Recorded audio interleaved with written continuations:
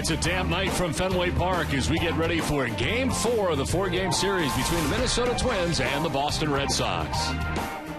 Hi again, everybody. I'm Don Orsillo, and welcome to Red Sox baseball. Well, a tough loss last night for the Red Sox as they were down by the Twins 15-8. And as the Red Sox begin play today, they are tied atop the American League East with the Baltimore Orioles. And the Red Sox have a tough stretch coming up in their schedule. It begins with Toronto over the weekend, and then after Monday's day off, Sox will play 20 consecutive days. It begins with a 9-game trip before they welcome Terry Francona back to Fenway. The stretch before their next off day concludes with 2 in Philadelphia and 3 in New York against the Yankees.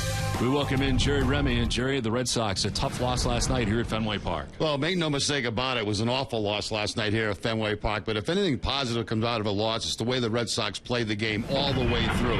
And there were plenty of examples in a game that they were beaten badly, where they just hustled their tail off throughout the game. You see Victorino running hard down the first base line. Dustin Pedroia making a diving play to get an out at first base. You see Stephen Drew topping one in front of the plate and hustling down the line to pick up himself a base hit. And, of course, Jacoby Ellsbury also hustling to beat out a double play late in the game when the game was totally out of hand. Now, Johnny Gomes mentioned it after the game last night. He says, we did not quit in this game, regardless of the score. And I asked John Farrell about that this afternoon, and he was very impressed with the effort they put forward. Now, that doesn't put a W in the win column for him, but it does show that his team has a lot of character and will play hard till the end. Well, it seems like a move a day lately for the Red Sox, and there are more today. We'll come back and tell you about it, get you an update on John Hanrahan, who's going to be gone for a little while from the Red Sox.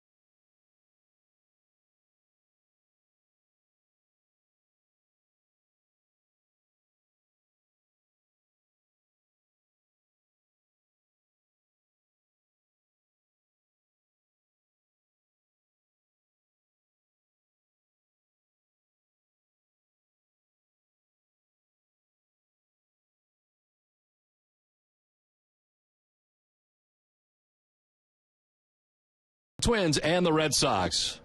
Welcome back inside the broadcast booth, everybody. Well, certainly the Red Sox have had their fair share of injuries lately, and Joel Hanrahan, who left the mound the other night with what appeared to be forearm stiffness, the news is a little bit worse. He now has a pending doctor's visit to Dr. James Andrews, and he has been placed on the 60-day DL for the Red Sox. So this is going to take quite a while now for Hanrahan to return. Alan Webster was last night's starter for the Red Sox, his second Major League start. It did not go well, and he was optioned to Pawtucket late last night. Coming up from the Paw Sox, Jose De La Torre will be added to the Red Sox bullpen and is available for John Farrell tonight. A tough outing for Alan Webster in last night's game, and with more on Alan Webster, here's Jenny Dell. That's right, Don. It was a rough one for Alan Webster out there, not even surviving through the second inning. Webster gave up 8 runs and allowed 3 walks, but pitching coach Juan Nieves says you can't pass judgment on a pitcher after just one outing, and that brings us to our Geico quote of the day. And he said, Rome was not built in one day. Go back to square one and keep on working on whatever you have to do. Cy Young Award winners are working on their craft every day. It's no different. Sometimes they take their bumps and bruises. Don? Tonight, John Lackey will try to help the Red Sox bounce back. A 1-2 season so far. Tonight marks his 4th start of the season. We're back with the first pitch right after this.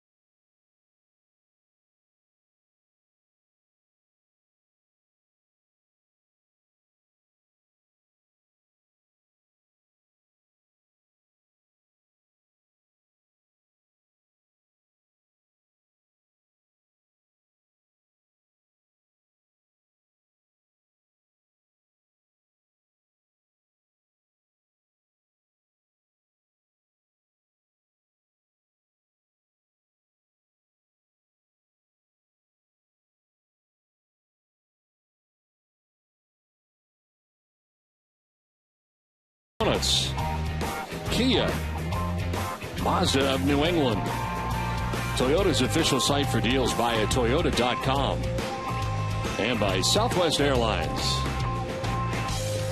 Good evening once again, everybody. Welcome back to Fenway Park on what is a rainy, damp, cold night here right now at Fenway Park, with a breeze coming in from center field to start the game. The tarp was on the field to about half an hour ago.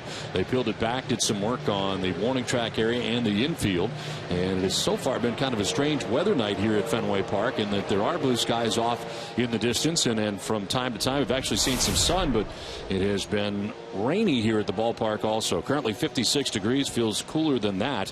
Breeze in from right to left at 9 miles per hour, and a chance of more showers taking place during the evening. But we're going to start on time tonight as the Red Sox take the field. As they do, let's check out the Twins batting order. It's brought to you tonight by Jordan's Furniture. Brian Dozier leads it off at second base with Joe Mauer doing the catching. He bats second. Josh Willingham is in left field batting third with Justin Morneau at first base. Trevor Plouffe at third base with Ryan Domet, the DH, batting sixth.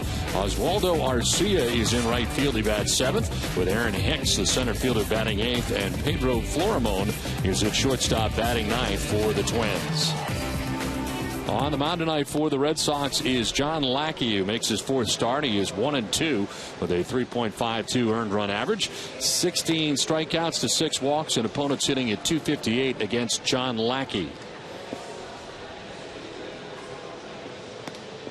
The Red Sox defense is brought to you on Nesson by Southwest Airlines. They have dropped to 11th in the American League, 20 errors in 34 games.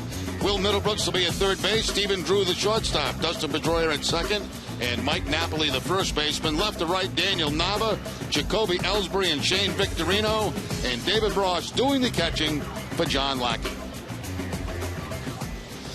Umpiring crew tonight, Lance Barksdale has the play calling the balls and strikes with Corey Blazer at first base. The crew chief, Jeff Nelson, at second base. And Ed Hickox is the umpire at third. Tonight's game is available in Spanish by pushing the SAP button on your television remote. Enjoy the game. Buenas noches, amigos. And the Red Sox and Twins wrapping up this 4-game series. And for the Twins, a lengthy road trip that took them to Cleveland and Detroit before coming to Fenway Park for this 4-game series. So Ron Gardenhire and his team will be headed home after the ball game tonight. Red Sox will welcome the Toronto Blue Jays beginning tomorrow night. And again, it looks like we'll be dodging the raindrops here tonight at Fenway Park, as Brian Dozier stands in to get it started for the Twins. .237 average with a home run and 9 runs batted in.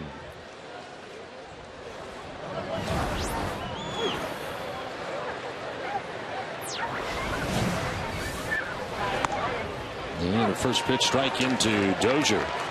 We're underway. Dozier in the series 2 for 10 against the Red Sox, has a home run and a run batted in. Dozier quickly down 0-2. John Lackey making his first career start against the Twins at Fenway Park.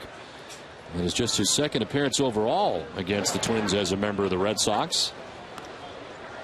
Last time he faced them was on the 14th of April in 2010, and it was on the road. Last 4 starts against Minnesota, a 2.08 earned run average. Swing and a miss, and a good start to the night for John Lackey. You look at this lineup tonight for the Twins. Only 3 players in the lineup have faced Lackey in the past, and Dozier is not one of them. Looks like a cut fastball from Lackey to pick up the first strikeout of the night.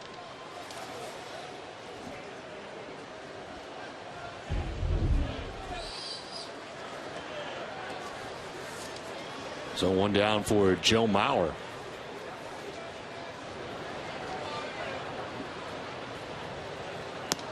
Mauer takes strike 1.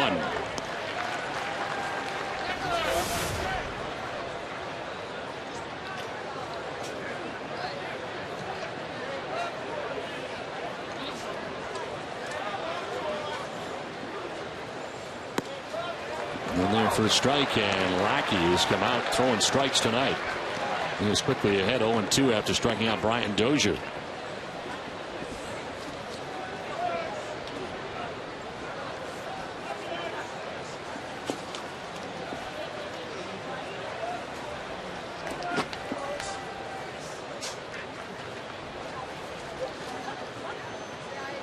field set up straight away on Joe Mauer.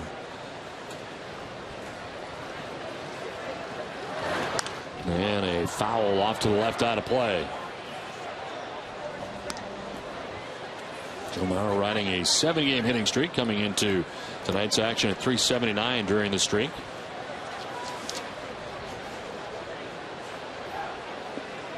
Mauer in the series 7 for 14 at 500. He's got 5 doubles in this 4-game series. And a breaking ball strikes out Mauer. Back-to-back Ks for Lackey, 2 down. A good curveball from John Lackey. Gets ahead in the count, gets Mauer to chase a bad pitch that's out of the strike zone. So a strikeout on a cut fastball, and then the curveball by Lackey for the first 2 outs of the ball game.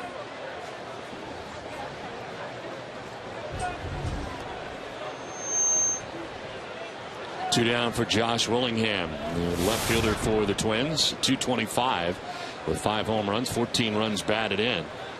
He was hit with a pitch in last night's game as he takes strike 1. Lackey's been ahead of everybody so far.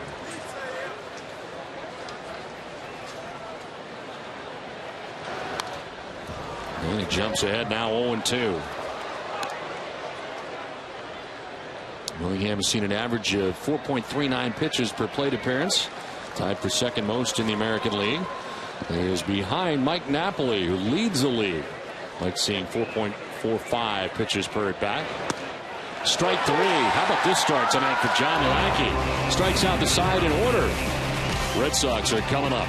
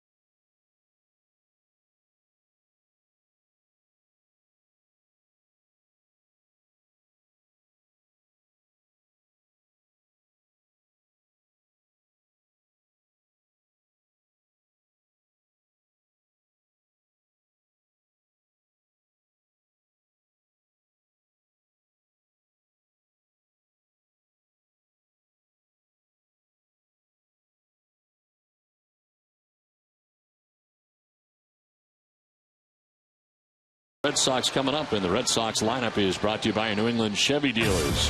Jacoby Ellsbury leads it off. He is in center field with Shane Victorino in right. Dustin Pedroia at second base bats third with David Ortiz, the DH. Mike Napoli at first base with Daniel Nava in left field batting sixth. Will Middlebrooks at third base seventh with Stephen Drew at shortstop eighth. And David Ross does the catching. He bats ninth. Now standing in is Jacoby Ellsbury to get it started.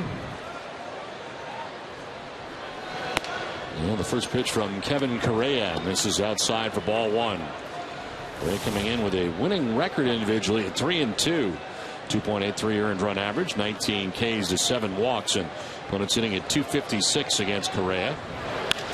It's on the ground to short. Florimone Throws out Ellsbury for the first down to the bottom of the first inning. The defense tonight for the Twins, they are 5th in the American League with 13 errors in 30 games. Trevor Plouffe will be at third base. Pedro Florimon will be the shortstop. Brian Dozier at second, and Justin Morneau, the first baseman. Left to right, Josh Hamilton, Aaron Hicks, and Oswaldo Arcia. And Joe Mauer doing the catching for Correa.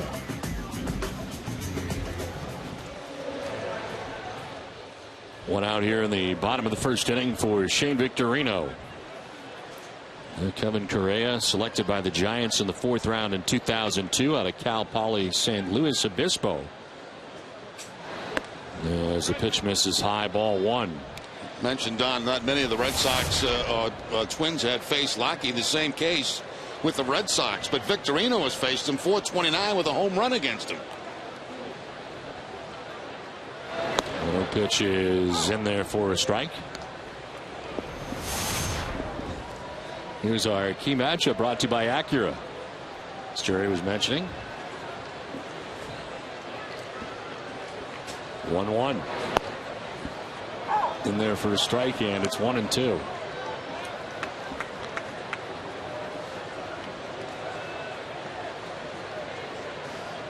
Well, he started in the Giants organization, did Correa, and was an all-star in 2011, representing the Pirates. Did not appear in the game. This is line into right field for Victorino. First base runner of the night for either side. It's a base hit for Shane Victorino. He jumps on the fastball, hard line drive to right field for the base hit. Mentioned only 3 players, Victorino, Pedroia, and Drew, have faced him in his major league career. Victorino, 3 steals on the season, has been caught a couple of times. Dustin Pedroia at .311 with a home run and 13 runs batted in. And Dustin takes strike 1.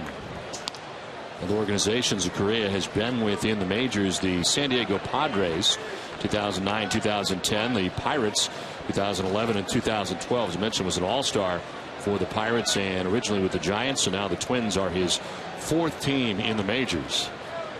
So he backs off, and Mauer will give him the signs again.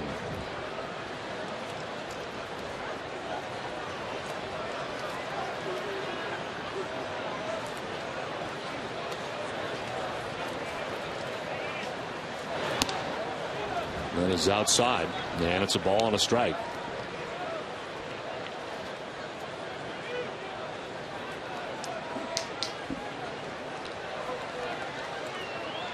Pedroia 6 for 13 in the series against the Twins.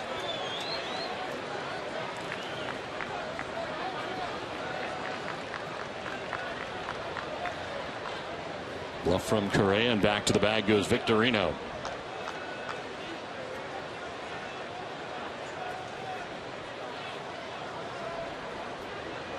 The field set up straight away on Pedroia.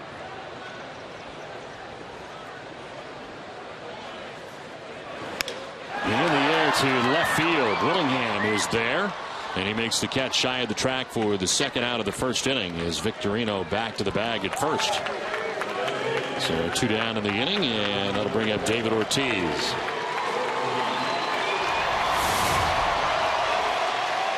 Well, David at .381, 4 home runs and 17 runs batted in. Big Papi had his hitting streak come to an end last night here at Fenway Park.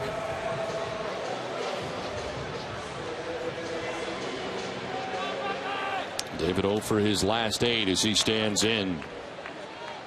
0 for 5 in last night's game, and 2 for 13 the series against the Minnesota Twins. Well, it comes to an end tonight. There is strike 1.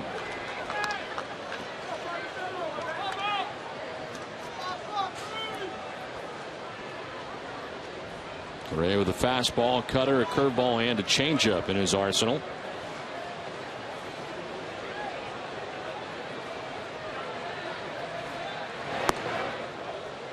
Ball 1-1-1. Seen a couple of cutters so far. One to Dustin Pedroia to get that fly ball to left field. That last pitch was a cutter to David Ortiz.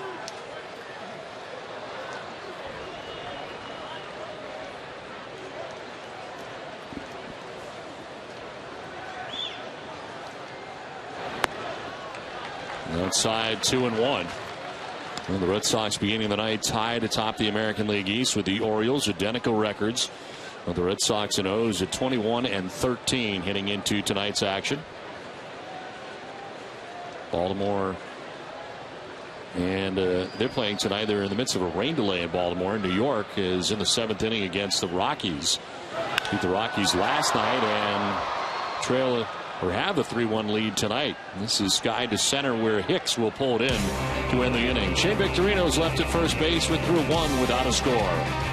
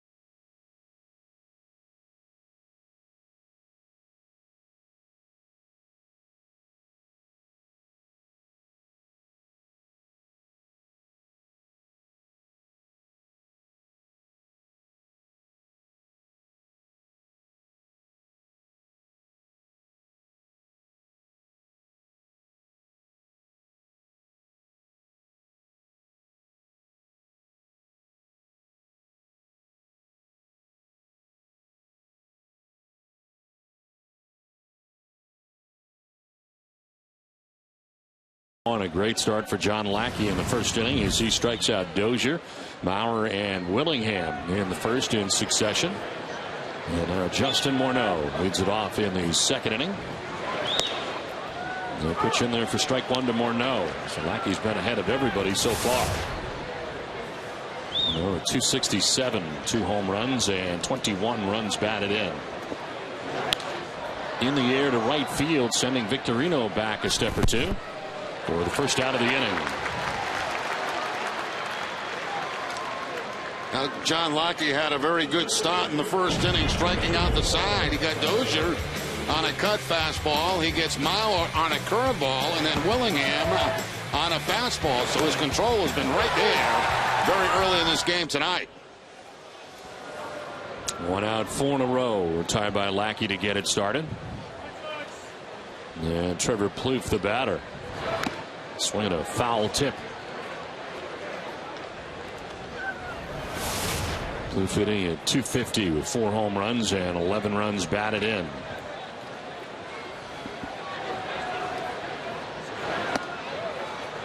Tried to pick up the outside corner but misses away. 1-1.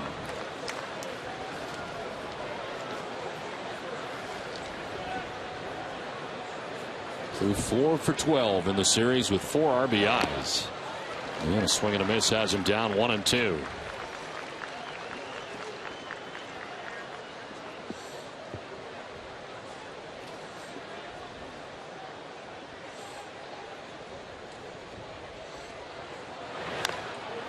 Defensive swing from Plouffe as he gets a piece to foul it off. On deck for the Twins is Ryan Doumit, the DH tonight. He bats out of the number 6 spot in the order for Minnesota.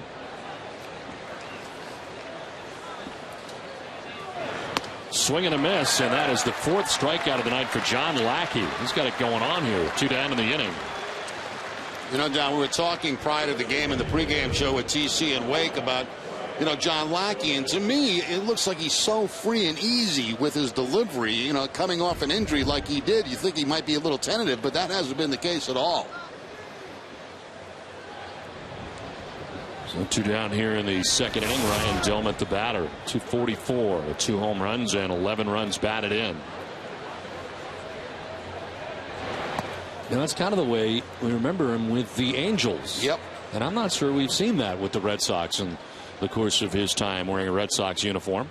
Of course, undergoing Tommy John surgery and coming back healthy by all accounts from the beginning of spring training, and then had the biceps problem that shelved him for a little while, but now tonight makes his 4th start of this season.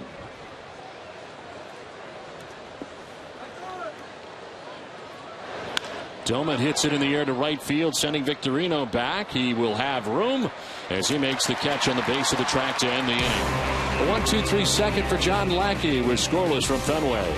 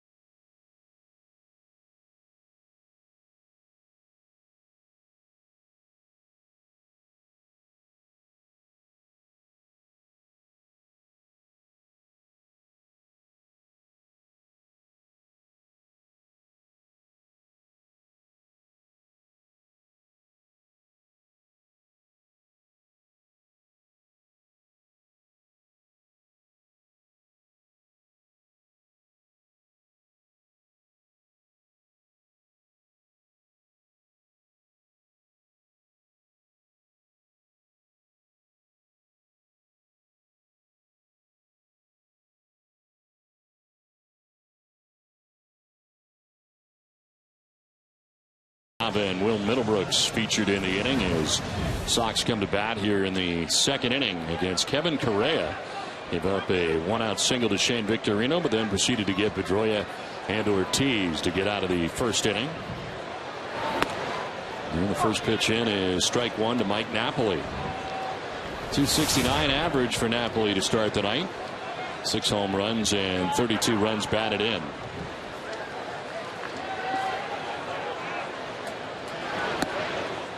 Strike over the outside corner as Napoli looking back. Now coming into tonight, Napoli leads the majors in extra base hits with 22, including a major league best 15 doubles on the year.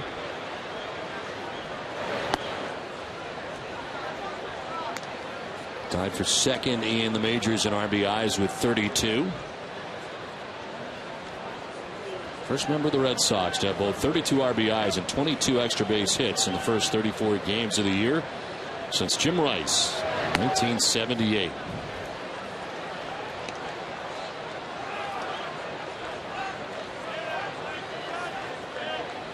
Napoli now, Nava next. Red Sox batting here in the bottom of the second inning.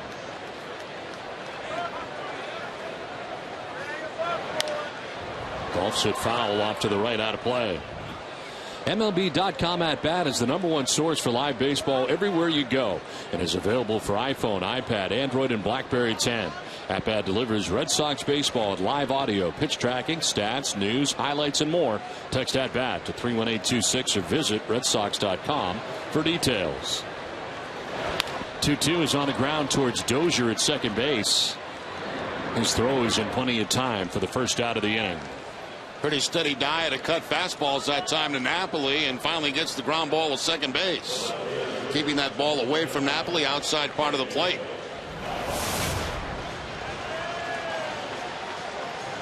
One down here in the second inning, and it brings up Daniel Nava.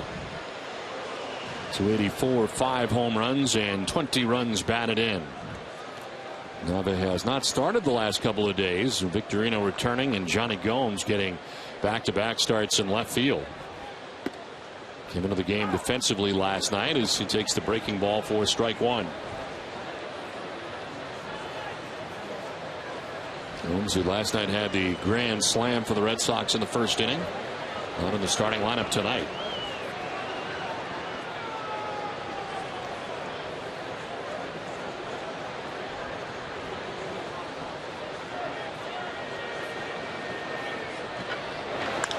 Nava hits a fly ball to center field, sending Hicks back onto the warning track to make the catch for the second out of the inning. Let's send it down to field level and Jenny Dell. Well, Don, Will Middlebrooks happy to be back in the lineup today. Said he's still feeling a little sore and tender in that right rib cage area, and actually joked around and said it almost felt like he got hit by a truck when him and David Ross collided at the wall. Manager John Farrell said he was actually surprised to see how quickly Middlebrooks has returned. Now, Jerry, it looked like he was going to be a while for both those guys. Yeah, it did. You know, and especially Ross, the way he had to limp off the field. And fortunately for both guys, back in the lineup, only missing one game. Well, this was it Tuesday night on the pop-up and foul ground. It was an incredible effort by both guys going for the ball, and Middlebrooks able to hold on. And he said that it was the wall that really did the damage to his side. Left center field, and is going to get in for a base hit. Hicks over the plate off the wall. Middlebrooks heads for second base. He is going to get there standing. 2-out double for Will Middlebrooks. Second hit of the night for the Red Sox. Now Middlebrooks get a cut fastball that time, but it stayed inside part of the plate right there, and he jumps all over it for the gap ball in left center field. For the most part, Middlebrooks, when he sees that cutter or anything breaking, it's away from him. That ball stayed inside, and he jumps all over it. So 2 down, Middlebrooks in scoring position, and that brings up Stephen Drew. Drew at 244 with 2 home runs and 13 runs batted in.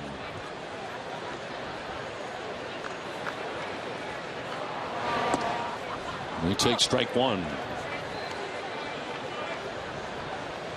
Well, Drew has hit safely in the last 4 games and hit at 500 in the last 4 games. 8 for his last 16.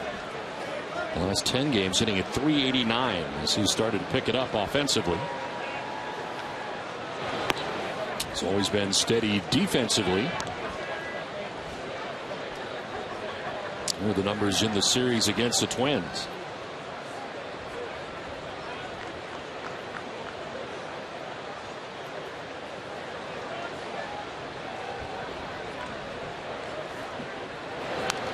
Drew fouls it back, and it's 1-2.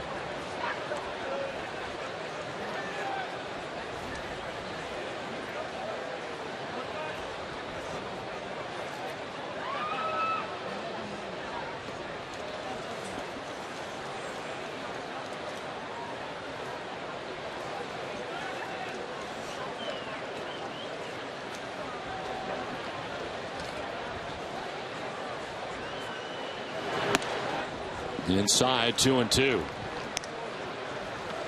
Now raining in Baltimore, so the start of that Kansas City Baltimore Orioles game is being delayed by rain. Mentioned the Yankees playing tonight in Colorado. They got a 3-1 lead. They're in the 8th inning against the Rockies. The Yankees won 3-2 last night. Sabathia starts for the Yankees tonight as that pitch will miss, and it's a full count.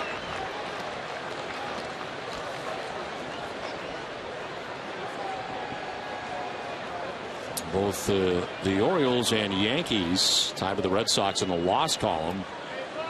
There's all 3 teams with 13 losses on the year. On the ground right side, sprawling is Morneau. He'll flip to the covering pitcher in time as Correa got over there, and that will end the inning. Done with 2 from the Fens without a score.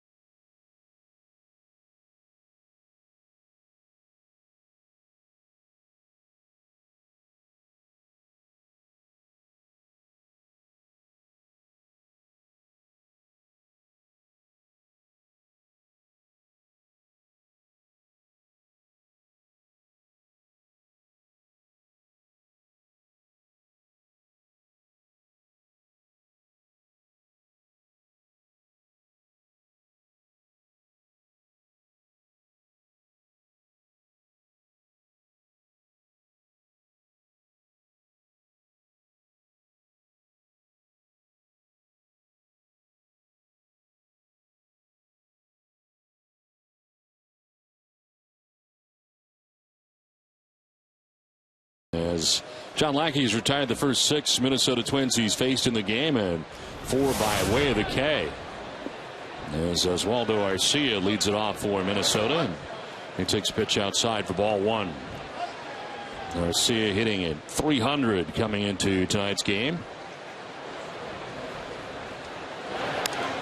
Flare one foul off to the left, and it evens at 1-1. He's currently on a 6-game hitting streak for the Twins. You can see what he's done in this series against the Red Sox. 5 for 9 with a couple of doubles. Swings at the 1-1 and sends it to shallow left. Nava will make his way in and take care of out number 1. So 4 strikeouts, 3 flyouts. And Lackey's retired the first 7 that he has dealt with tonight. And something is up here with Middlebrooks. Yeah, he came in to talk to John Lackey, and Lackey's calling out the trainer and John Farrell. I would have thrown the baseball around. Lackey would have gotten the baseball from Middlebrooks perhaps, and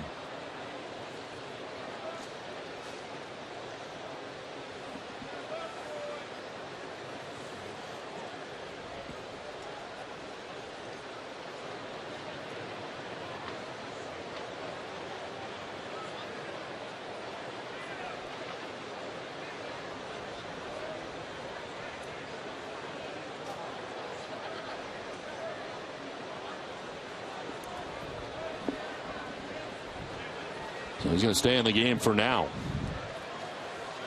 Well, we'll see how that develops as the night goes on. He might have tweaked something on his side on that swing.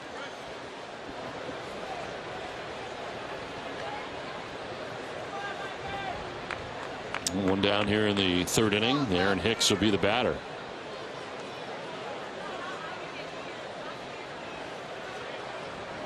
First round draft choice of the Twins. Last year played in Double-A. Here he is in the majors. And he takes a pitch outside for ball 1. Hicks at 128 with a home run, 12 runs batted in his first go around in the majors. He is 2 for 9 in the series. Showed bunt, grabbed the attention of Middlebrooks charging in from 3rd. Well, that would be the smart thing to do, wouldn't it, if you were on the Twins? Test Middlebrooks. If he's not feeling great, why not drop a bunt down that 3rd base line?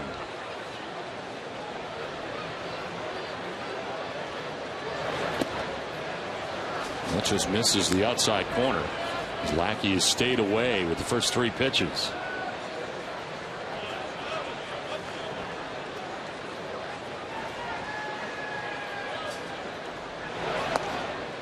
In there for a strike, 3-1. Lackey coming in at 1-2, the 3.52 earned run average. Start number 4 of his season. And a foul tip for strike 2.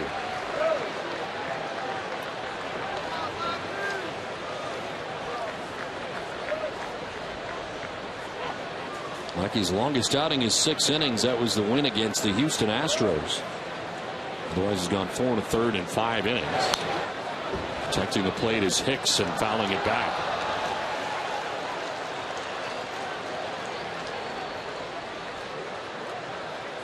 Well, just 3 pitchers with more than 275 starts in the American League since '02.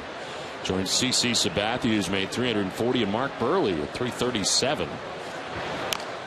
This one is chop foul. This guy who was pretty used to going over 200 innings every year. He tallied both 150 strikeouts and 200 innings in a season 5 times since 2003. Only one of 5 players to do that in the same time span. This is right back at him, and look what he's got right in the glove. 2 down in the inning. Now Lackey, who falls off slightly toward the first base side, gets that glove up in time on the line drive back through the middle. That's good reactions by Lackey right there. Right in the webbing of the glove for the second out of the inning. So 2 down. That was ticketed to center field. This one's right back at him too and threw into center field. Okay, enough's enough. You know, I'll catch one, but the other one, no chance. Ground ball this time. So Florimon has got himself a base hit right back up the middle. And it'll bring up Brian Dozier. Second time through now for the Twins. Dozier a strikeout victim in the first inning as he went swinging.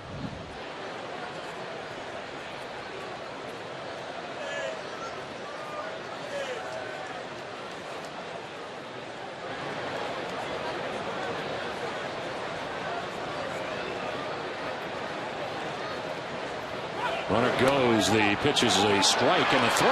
Not in time. Stolen base for Florimon. He had a very good jump at first base, and Ross actually made that closer than it probably should have been. There you see the jump by Florimon. He goes into the head for a slide. The tag is going to be on the back while the hand is on the bag.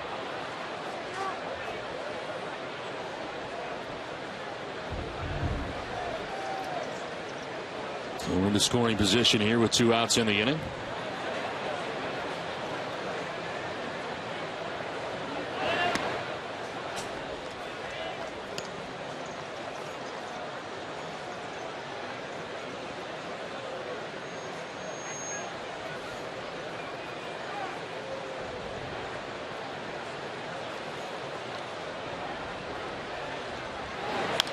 On the ground to first base, Mike Napoli's got it. He'll take it to the bag himself and end the inning. Twins threaten but do not score. We're through 2.5 without a score.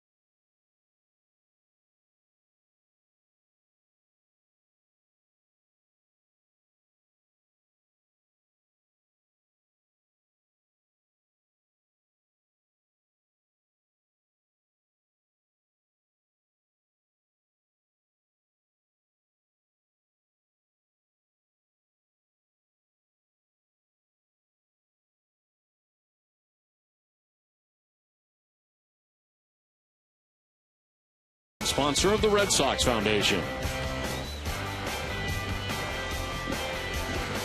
And John Lackey through the first 3 innings has thrown 36 pitches, giving up just the 1 hit. 4 strikeouts so far for Lackey, and his team comes to bat here in the last half of the 3rd inning. David Ross will lead it off for the Red Sox, sitting at 237, 4 home runs and 5 runs batted in.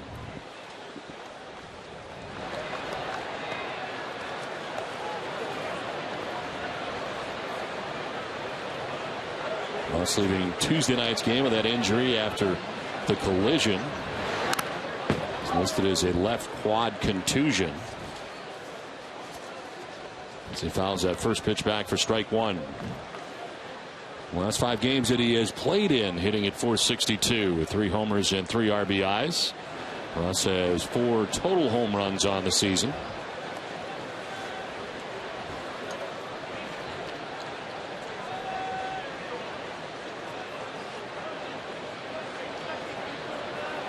4 of his 9 hits have left the park. No one outside, 1-1. They're underway at Camden Yards in Baltimore after the rain delay. They're in the first inning. Kansas City and Baltimore playing there tonight.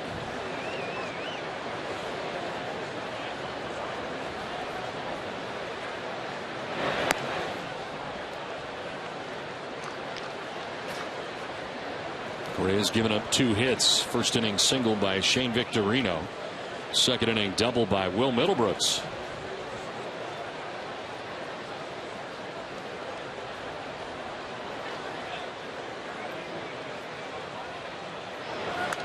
Ross will foul it back and even the count at 2-2. Well, coming up tomorrow on Dennis and Callahan, DNC will preview Game 5 of the Bruins and Maple Leafs at the Garden, as well as break down John Lackey's started here at Fenway against the Twins. All begins at 6 a.m. here on Nesson and on 93.7 WEEI FM. 2-2 to David Ross. That ties him up inside for ball 3.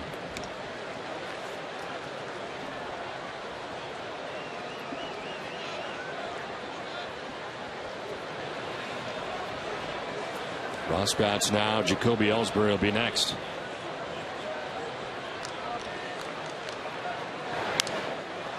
Popped up foul back.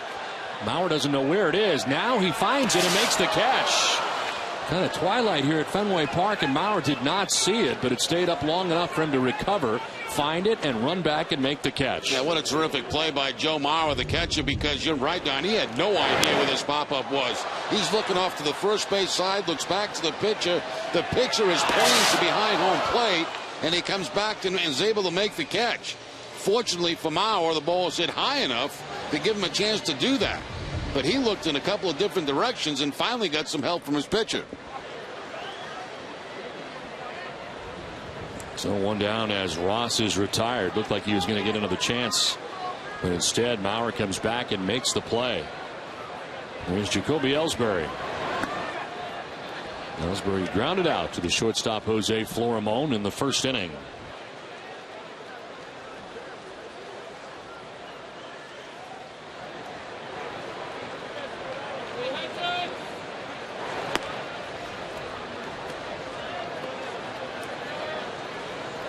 Correa coming in with a record of 3-2. Pretty good ERA of 2.83 and into his 7th start for the Minnesota Twins this season.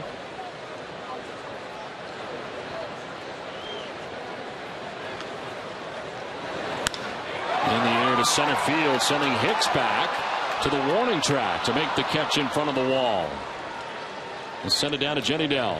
Well, Don, fans may have seen that Red Sox pitchers have begun taking batting practice to get ready for interleague play with the Phillies in a couple of weeks. So for our AT&T Twitter question of the night, I would like to start a debate right now. Are you for or against the designated hitter? Why or why not? Send us your tweets at the hashtag pitchers at bat, and we'll reveal the best ones later in the game. Well, we'll find out. Hashtag pitchers at bat. And this is the earliest that I can ever remember it taking place, but it's very different this year. You don't have all the games, interleague games together. You got them mixed all through the entire season. Yeah, and John Farrell said the other day that he wanted his pitchers to start early taking batting practice so they get into that use of, movement of swinging a bat. So when it happens in a game, they're not pulling muscles, they're not doing things that are going to hurt them. And that's why they started early. But you're right, there are more interleague games obviously this year and more of a need to, for pitchers to hit. There are quite a few American League pitchers over the years who have been hurt in interleague games, running the bases. I think Clay Buchholz running the bases in San Francisco, and Bartolo Colon injuring himself in that mighty swing he took in Philadelphia. So they are getting ready as the pitch is going to be in there for a strike, and it's 2-1. But you know something else? They enjoy it. Yeah, it's fun. It's fun. It's fun for them to go out and do something different every day than just the normal routine of shagging fly balls and throwing between starts. They're doing something different. Red Sox do have some good hitters. They have lost Lackey, who is a terrific hitter, and of course had a couple of home runs. What did I say? Beckett had 2 home runs in Philadelphia against the Phillies. Lackey is a good hitter. He's 3 for 8 so far in a Red Sox uniform, and Ryan Dempster has certainly spent enough time in the National League. 17 RBIs in his career at the plate. 3-1 pitch is grounded down the first baseline, foul. And we'll do it again here with a full count to Victorino.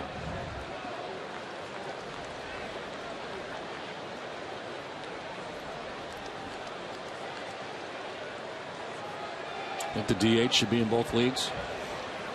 Well, you know me. I mean, I'm an American League guy. Right. Yeah, I think so. Yeah, I really do. But that's for the fans to decide and people that have much more influence on the game than I do. 3-2. And Victorino will line it off the top of the glove for Justin Morneau. In is Arcia trying to get to second base and getting there safely is Victorino.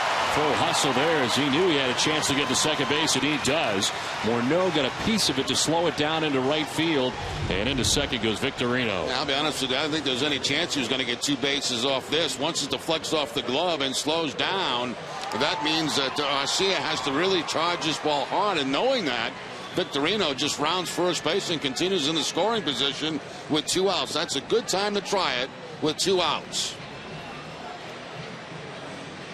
And really not even that close at second base.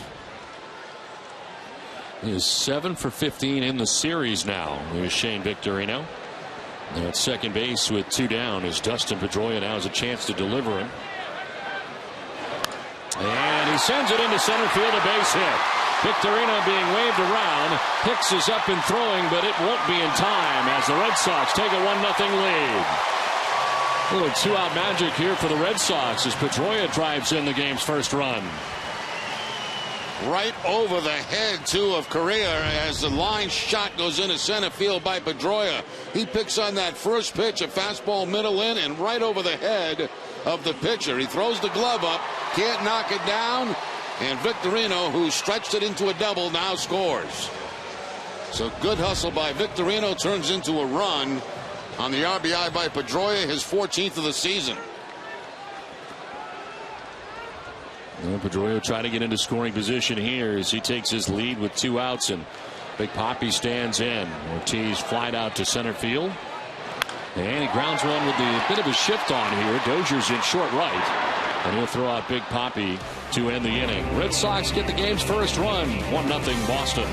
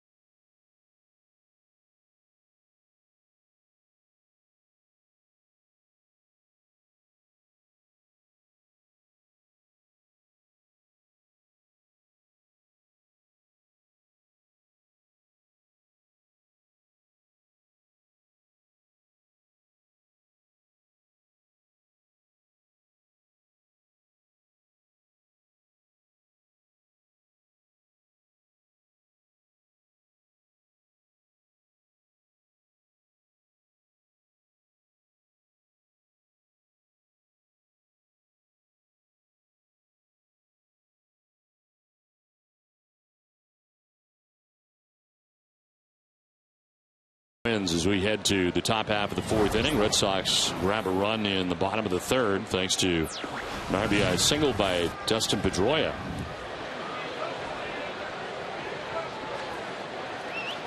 Joe Mauer leading it off, and Mauer takes strike 1.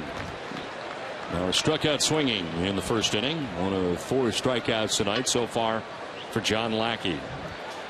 2, 3, and 4, toughest part of this Twins order, featured here in the top half of the 4th inning. And that's another strike. 0-2. Lackey's thrown 38 pitches and 29 have been strikes. 76% strikes so far for Lackey tonight.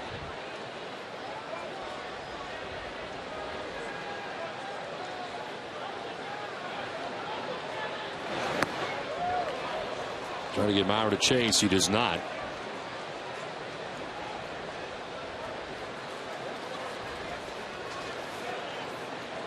Strikeout high for Lackey on the season. His first outing against Toronto in the loss. He struck out 8 batters before leaving with the injury. Is down the left field line will go foul.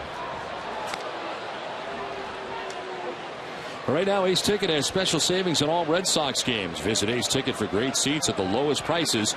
Ace Ticket also has your seats for all this summer's hottest concerts. Visit Ace Ticket or call 1-800-MY-SEATS.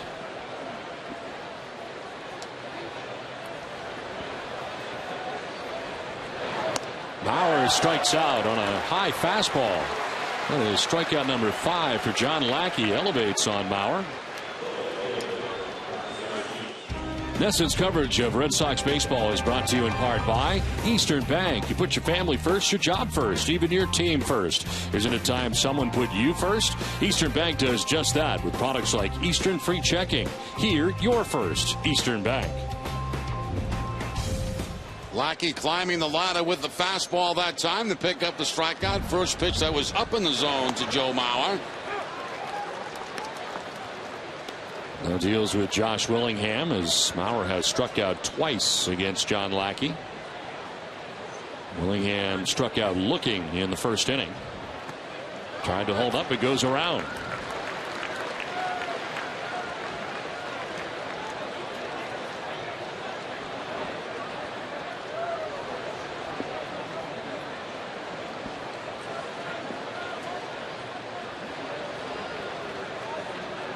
No 2 pitch. He is grounded softly towards third. Middlebrooks get kind of a late start. His off-balance throw is in time. Good stretch on the other side by Napoli. There are 2 outs here in the 4th inning. Well, it looks like no problem that time for Middlebrooks making that play at third base where he had to come in on the ball, get rid of the ball very quickly, throw off 1 foot. Nice stretch at first base by Napoli, and they pick up the 2nd out of the inning. I'm sure that Middlebrooks is still experiencing some discomfort on that side. He had to be.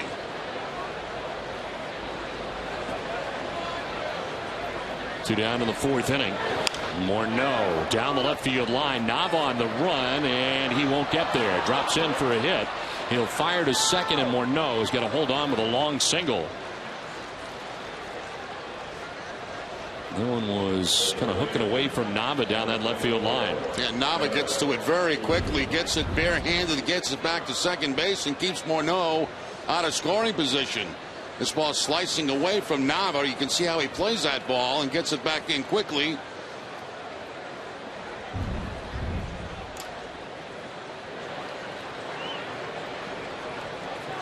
So a 2-out base runner here for the Twins. Trevor Plouffe, the batter. Who struck out swinging in the 2nd inning as he takes a look at strike 1, a high strike call.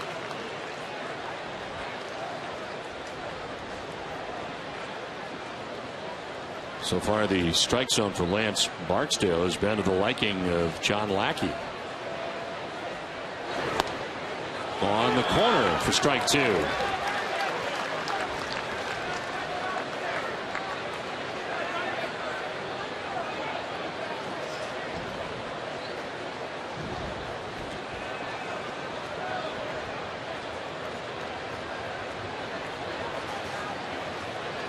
No 2 to Plouffe.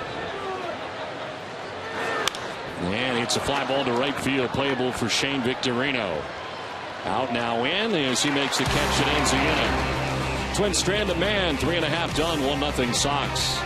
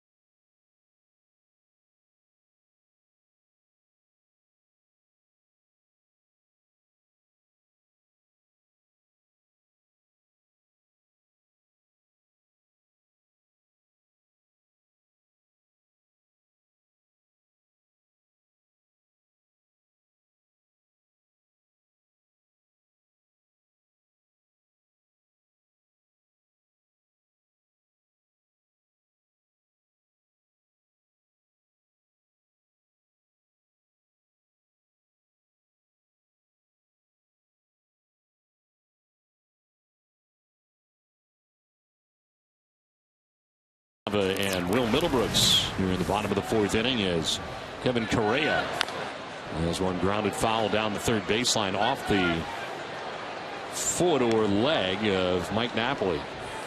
That happens quite often in Napoli because he's got that slight uppercut swing that he has and hits on top of a lot of baseballs, and the result, right off the foot.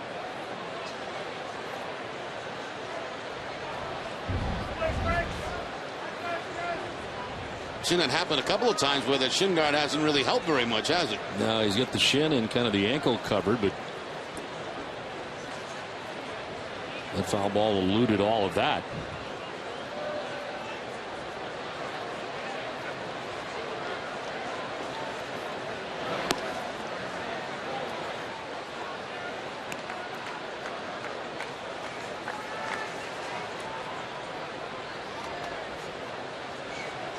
Correa's not struck anybody out, has not walked anybody. So far 4 hits and a run allowed by the Twins right-hander. That's a strike, and it's 1-2. Wanted the pitch before, brought it in a little bit this time, and does pick up the corner. Nava then Middlebrooks here in the fourth inning.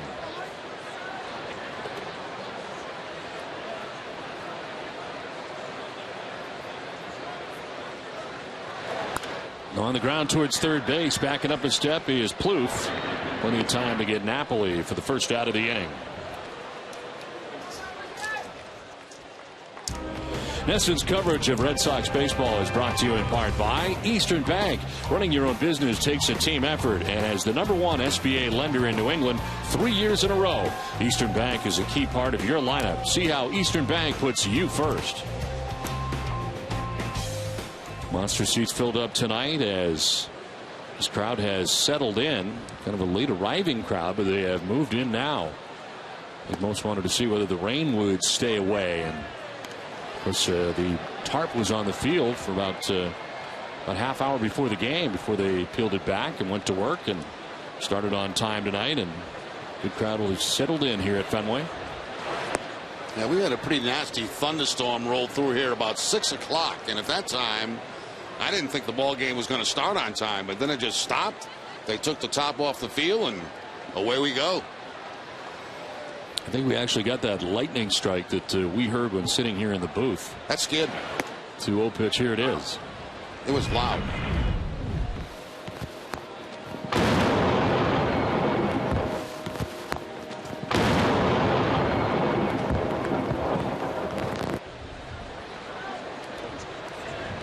Knocked out the camera behind home plate, our RoboCam. Had I been thinking, Jerry, I would have put out the RoboCam in our booth while it was storming. And get rid of that thing. Yes. Get it out of your grill. Because that one's now broken down there. The one we really want to break is the one that is right in our face. Right here. That's the one I'd like to have hit. But unfortunately, I wasn't thinking quick enough. We left it inside. Had it inside To protect it. Never fouls it off, and it's 3-2. There it is. Stop watching us. Right there in our face for the entire game. And you know they're watching us in the truck all the time. Entire time. Yeah. Stream close up. It ain't pretty. I'm out.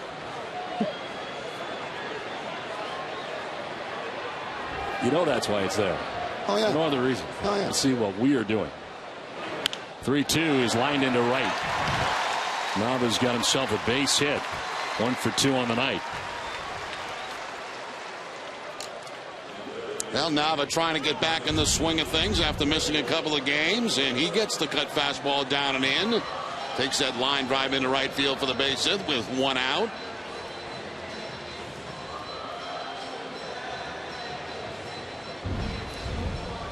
One out, one on, and Middlebrooks coming up. He had a gapper double into left center field his first time up.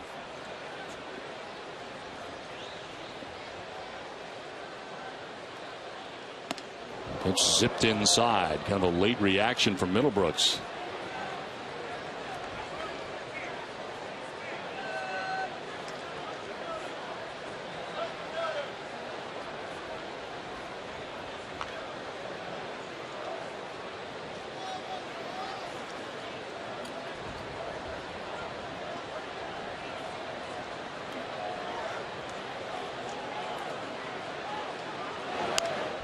Fights it off foul, running in on him, and evens the count at 1-1.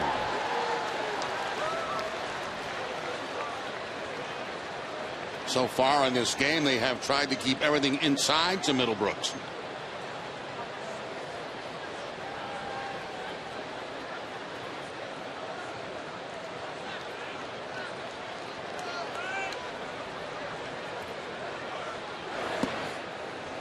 In again, but this time called a strike over the inside corner. And it's 1-2.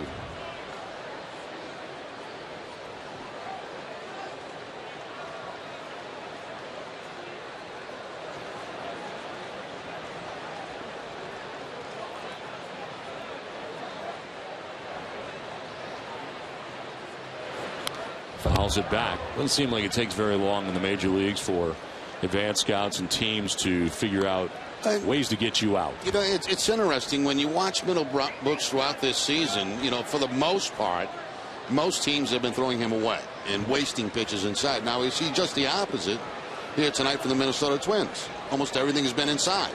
Let's see if they go away with 2 strikes.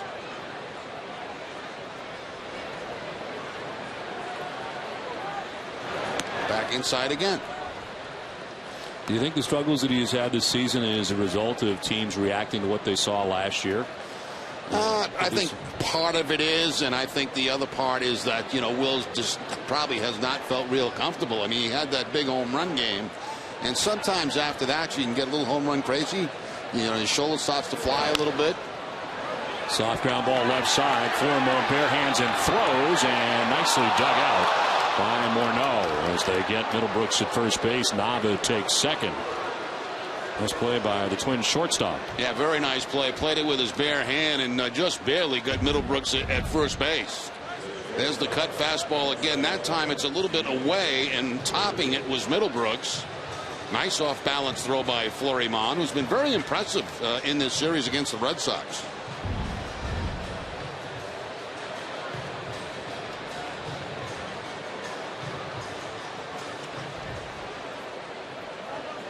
Two down, Nava at second base, and Stephen Drew, the batter, grounded out to first base in the second inning. It's his second look at Kevin Correa. Swing and a miss for strike one.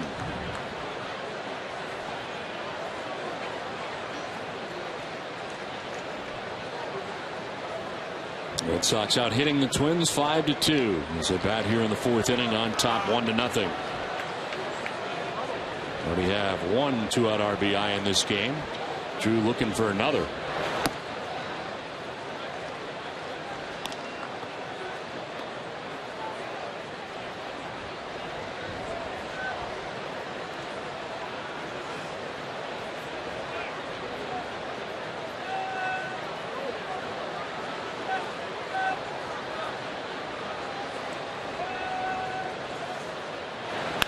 On the ground up the middle into center field, a base hit. Nava being waved around. He will score, and the Red Sox take a 2-0 lead. Both runs coming with 2 outs in an inning. And Stephen Drew's torrid pace continues. 5-game hitting streak now for Drew. Picks up RBI number 14 on the season. Pedroia with a 2-out base hit to drive in a run. Drew with a 2-out base hit to drive in a run. Boy, Stephen Drew looks so much more comfortable at the plate now than he did just a week and a half ago. 8 RBIs in 8 games in the month for Stephen Drew. He's at first with 2 down in the inning, and David Ross, his second at bat of the night. He fouled out to the catcher Joe Mauer in the third inning.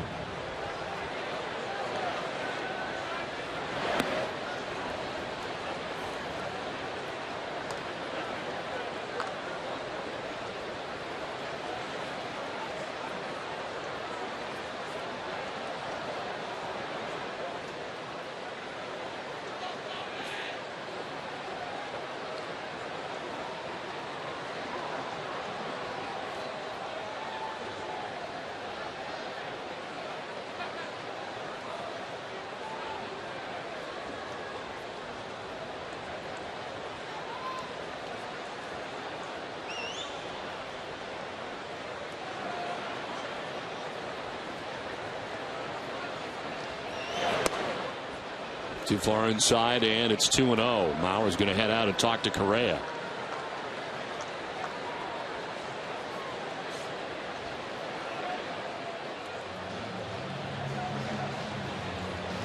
We'll tune into NESN tomorrow night starting at 6 p.m. for more Stanley Cup playoff coverage as the Bruins and Maple Leafs face off in Game 5 of their first round series. Bruins are looking to wrap up the series at home after taking both games up at the Air Canada Centre.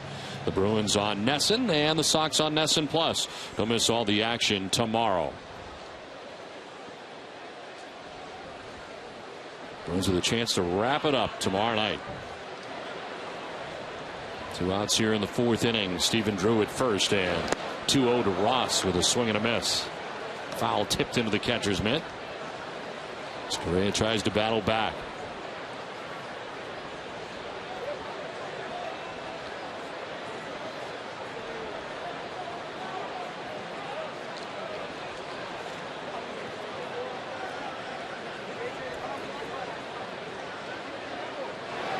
Ross goes around, trying to hold up, could not, and evens at 2-2.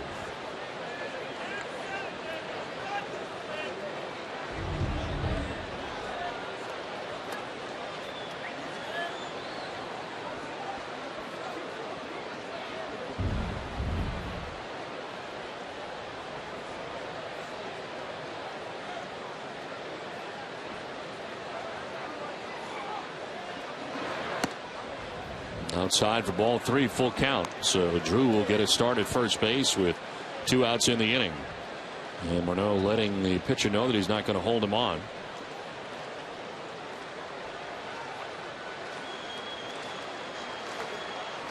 So now backs off first base.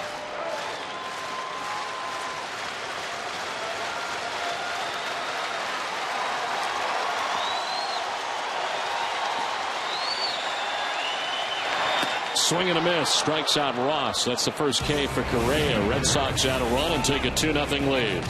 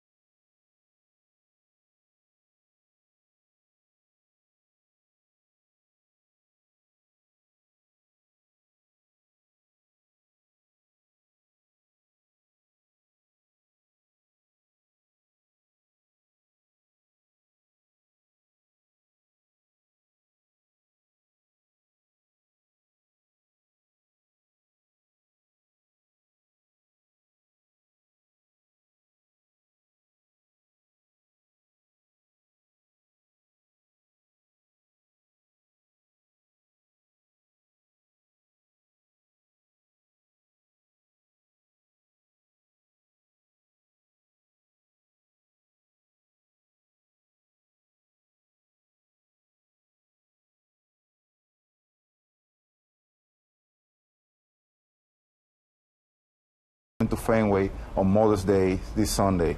I will pick one story and me, you, and your mom before the game. Go to nesn.com/story to submit your Mother's Day story. Yes! A chance to send your Mother's Day story to Big Papi, and he will pick one, and it should be fun. We'll get a chance to meet you and your mom, which should be terrific here at Fenway Park. One of the great smiles in the major leagues, David Ortiz.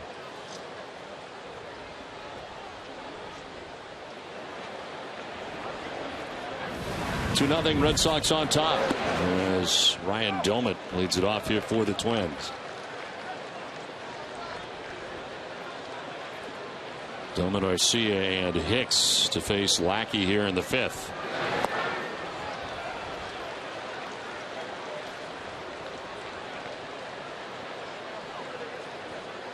Lackey's only allowed 2 hits, single by Pedro Flormon in the 3rd inning and a single by Morneau in the 4th inning.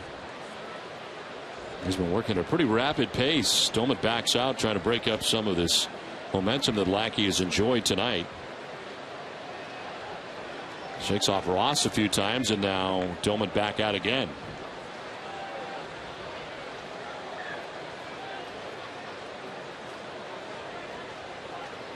Coming in with the gas, and it just misses.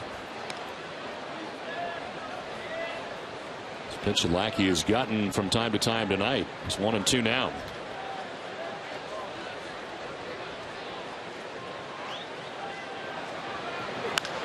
On the ground at Pedroia, one high hop. Tillman is out number 1 of the inning. Well, speaking of fan stories, let's check in with Jenny Dell. Well, Don, I've really been enjoying these fan stories. I'm in a section right now with the Big Brothers and Big Sisters of Massachusetts Bay, and we have Big Brother here. Juan, what made you want to be a Big Brother? Well, I did this program many years back, 5th grade to be exact. I just wanted to share my experience, and this made me the Big Brother I am today. Very nice. And Josh, your Big Brother here. Why are you in this program, and what does it mean to you that you're able to have a Big Brother to really look up to? Well, it shows me like how the future can change for me, because we've been through the same situations, and so it's not just struggles in life, it's more, there can be accomplishments too. So yeah. Very well said. And here at the Red Sox game, Red Sox honoring Big Brother Big Sister program, both Red Sox fans, how excited are you to be at this game here? Super excited. Yeah. Super excited. You having a good time? Red Sox having a good season so far. Yeah. All right, thanks for being our fans of the game. This has been a lot of fun. Great section up here. And for fans at home, if you have a reason of why you're coming to Fenway Park, please go to NESN.com/stories and let us know why. Everyone give a big wave to the camera. Big wave to the camera. All right, Jay, thanks very much. Great program. There's a pitch here to Arcia, who bats with a count of 2-1.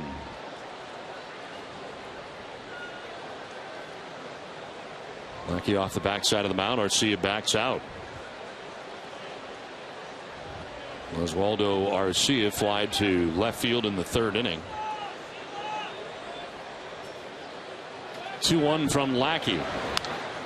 And a pop-up foul ground as Middlebrooks will go as far as he can, but that's well back into the seats.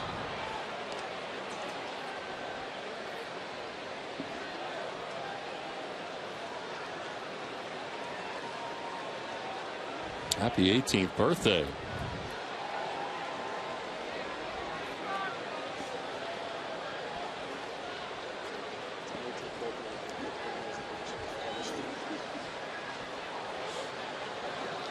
Two pitch coming to Arcia. That's outside, ball 3.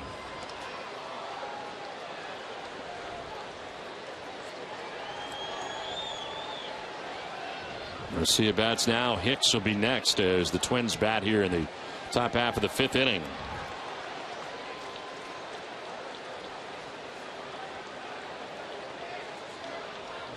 Outfield set up straight away on Arcia.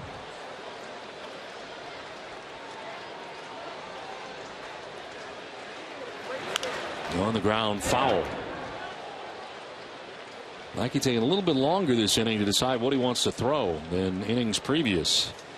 Went back and forth a few times with David Ross, and how he deals second time through here with the Twins.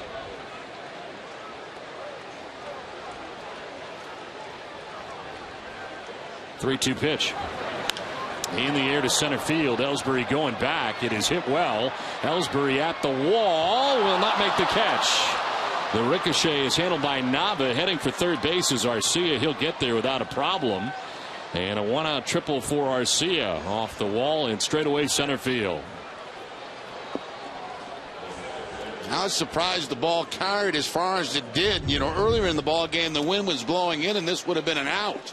But now the wind is blowing out toward left field just a bit. It's pushed the ball. Ellsbury goes up and just missed it right off the above the jump and leap of Jacoby Ellsbury, and the 3-base hit for Arcia, who keeps the hitting streak going now at 7 games.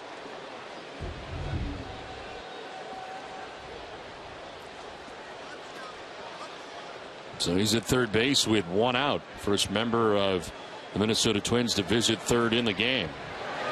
And a play at third, and it gets off the glove of Middlebrooks. Now Middlebrooks trying to be quick with that tag. It looks like they may have had Arcia too. That throw just up the third base line a little bit, as you can see here. And Middlebrooks trying to swipe it and bring it back to the bag while trying to block the bag all at the same time. Fortunately, the ball did not go into left field.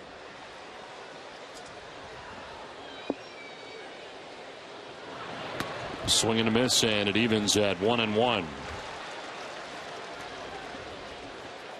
Next line back to Lackey in the third inning. And a hot shot right back at John Lackey, who made the catch.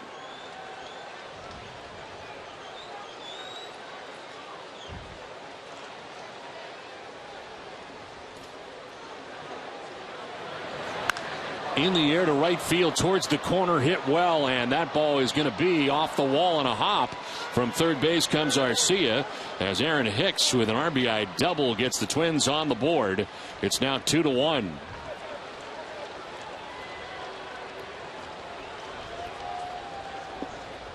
Now the bottom part of the batting order doing damage here. Arcia with the triple, followed by the double by Hicks. It's the cut fastball that stays out over the plate for Lackey. And Hicks, this is a long way. Short hops that fence out there in right field. And standing at second base in scoring position is Hicks.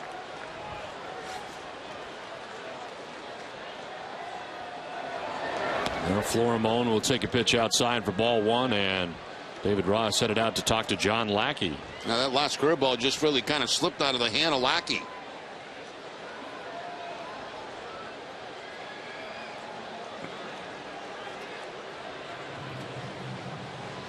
Sox fans, turn two of your own this season. Pair together two great Sox games at Fenway Park, including a Yankees or summer weekend game with a double play ticket package.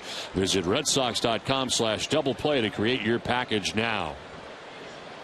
1-0 pitch to Pedro Florimone. We'll have to wait as Lackey backs off and again goes through the signs with David Ross.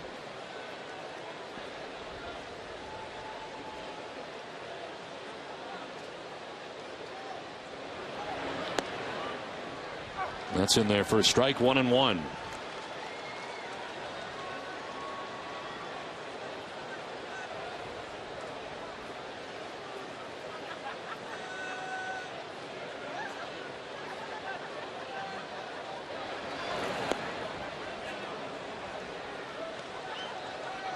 Two balls and a strike to Florimone. Inning started with Doman grounding out to second base, but Arcia triples off the wall in center. Hicks doubles into the right field corner, and another tying run in scoring position for the Twins. That's a strike, and it evens at 2-2. Florimone didn't think so. Thought that ball might have been up and away, but I think it did catch the top of the strike zone. Cut fastball from Lackey. Just a piece of it got the top of the strike zone.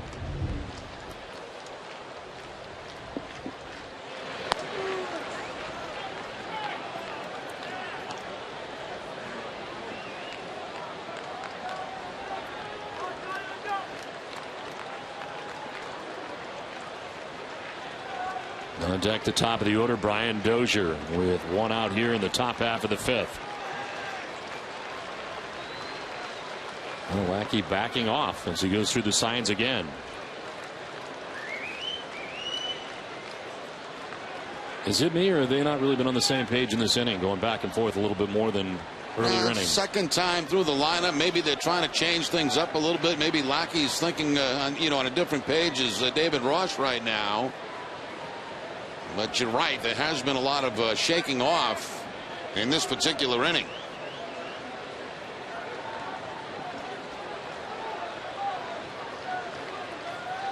Three-two pitch coming, and it is ripped foul. One of the photographers well. That first time through the lineup, Lackey went with a lot of fastballs and cut fastballs. Now he's mixing in more curveballs.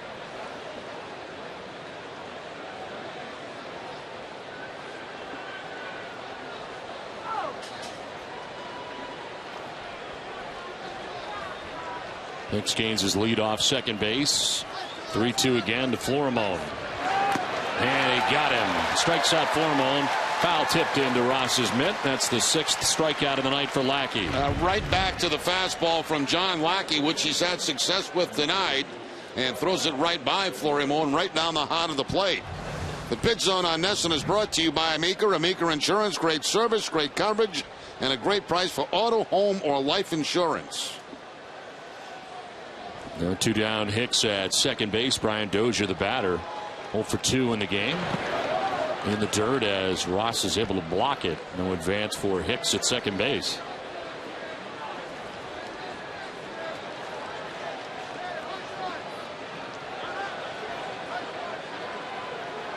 Dozier is struck out and grounded out.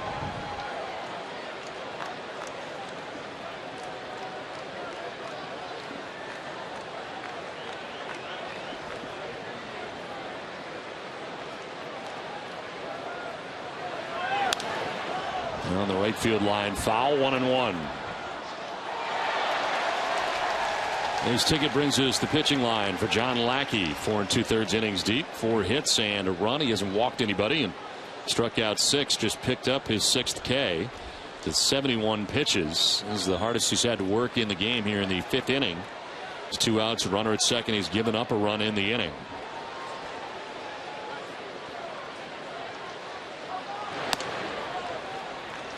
Falls behind 2-1.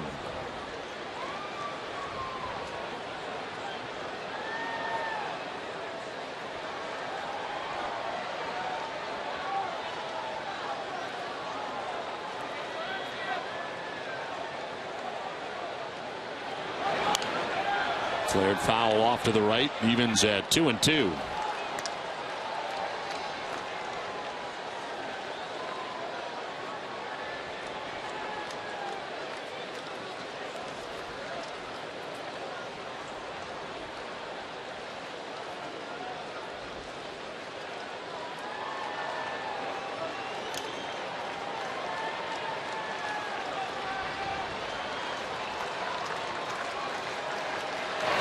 Strike 3 call.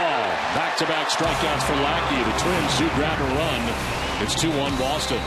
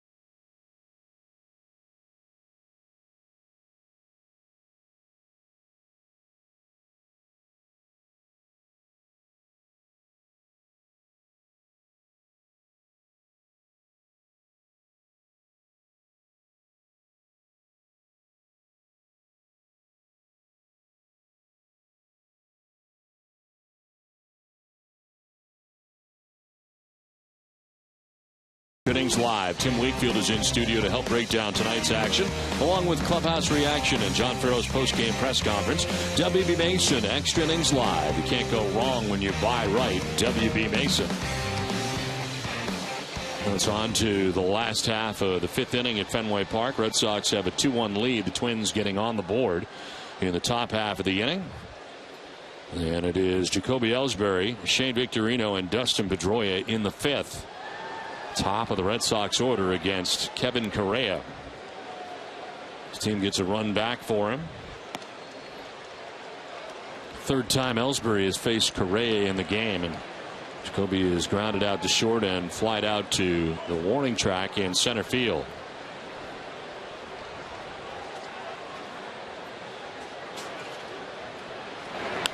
On the ground right side, Dozier to his left from the outfield. A good throw and a nice play by the Twins' second baseman for the first out of the inning.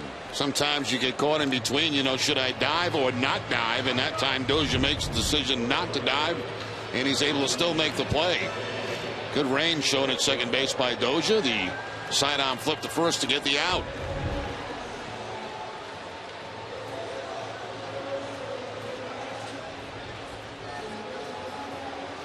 One out here in the 5th inning. Shane Victorino, the batter. He is 2 for 2 on the night.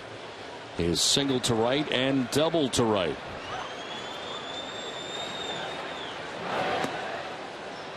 They take strike one.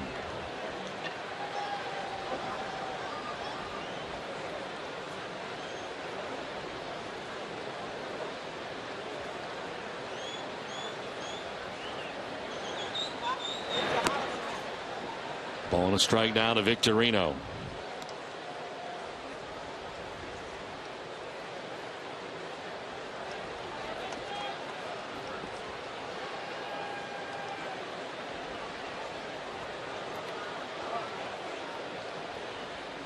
Pitch 76 of the night for Correa, and a foul backing out of play. Well, the Red Sox jumped on the board in the 3rd inning with Victorino at second base and 2 outs. Dustin Pedroia with an RBI single plates Victorino with the game's first run, and then Stephen Drew with 2 outs, and Daniel Nava at second base drives in Nava and puts the Red Sox on top 2-0. Twins get a run in the top half of this inning, and it is a 2-1 game with 1 out here in the bottom of the 5th.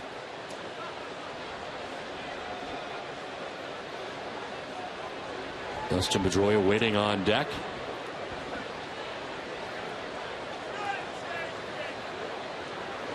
Victorino to left. Josh Willingham's got to come in, and he makes the catch for the second out of the inning.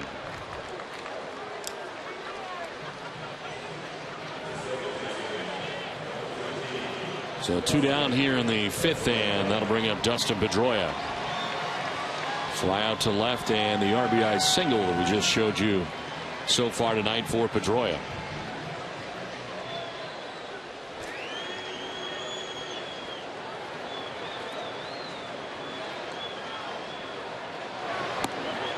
Strike over the outside corner. Kansas City's jumped out to a 4-1 lead over the Orioles. They're in the 4th inning after the start of that game was delayed at Camden Yards tonight. And the Yankees winners again today against Colorado as New York wins that game 3-1. Orioles facing former Oriole Jeremy Guthrie tonight, going for Kansas City in that 4-1 lead for the Royals. The 2-pitch will bounce in, 1-2.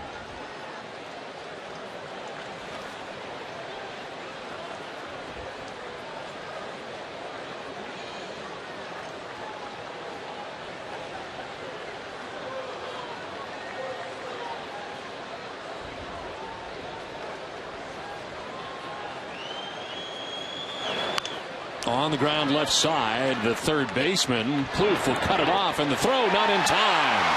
Pedroia beats it out. Well, because of how far Plouffe had to go for that ball, he could not get himself in position to make a very strong throw to first base, and Pedroia, hustling all the way down the line, will beat it out. He's got a long way to go to his left, and then the off-balance throw to first base is not going to be in time. Pedroia making the safe call himself.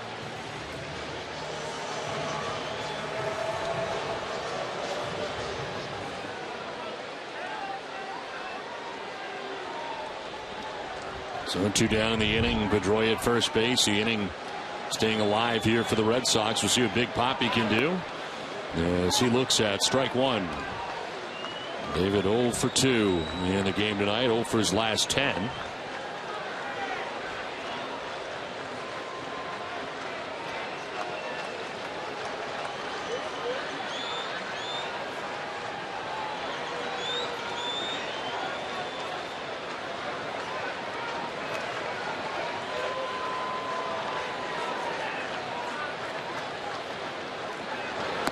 Outside 1-1.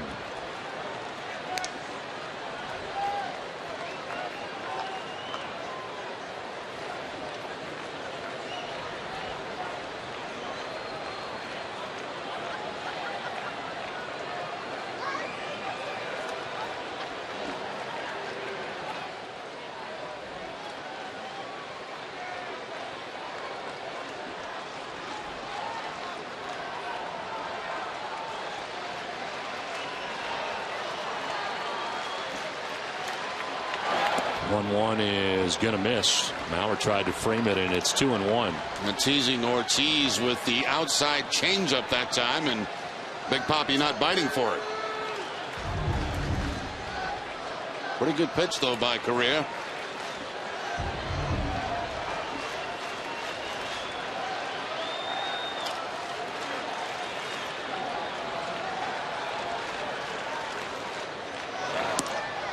Inside, ball 3-1. Good spot here for David Ortiz.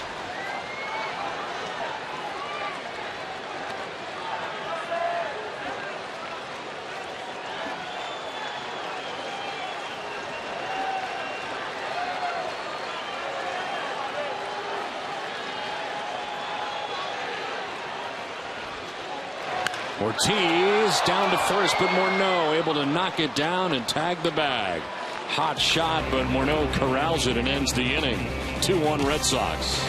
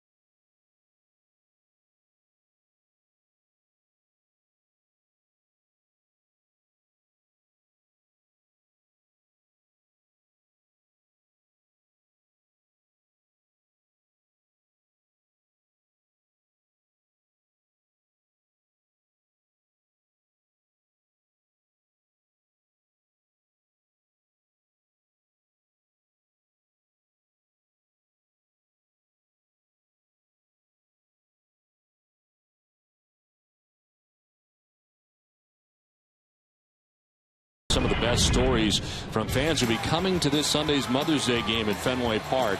Send it to Nesson.com. Of course, every time he touches home plate, he points to the sky in remembrance of his late mother. And he'd like to hear your Mother's Day stories. If you're coming here to Fenway and have tickets for the game on Sunday, a chance to meet David on Sunday if he chooses yours as the winner. Now we head to the 6th inning, a 1-run lead for the Red Sox on top 2-1. It'll be Joe Mauer, Josh Willingham, and Justin Morneau against John Lackey. Pitch 75 coming up for the Red Sox right-hander. And it'll bounce in for ball 1.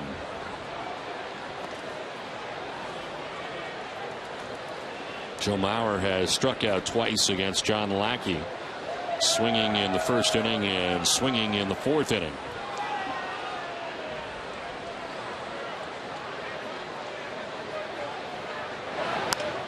In the air, foul down the left field line. Now both strikeouts tomorrow have come on 2 different pitches. A curveball back in the 1st inning, a fastball in the 4th inning.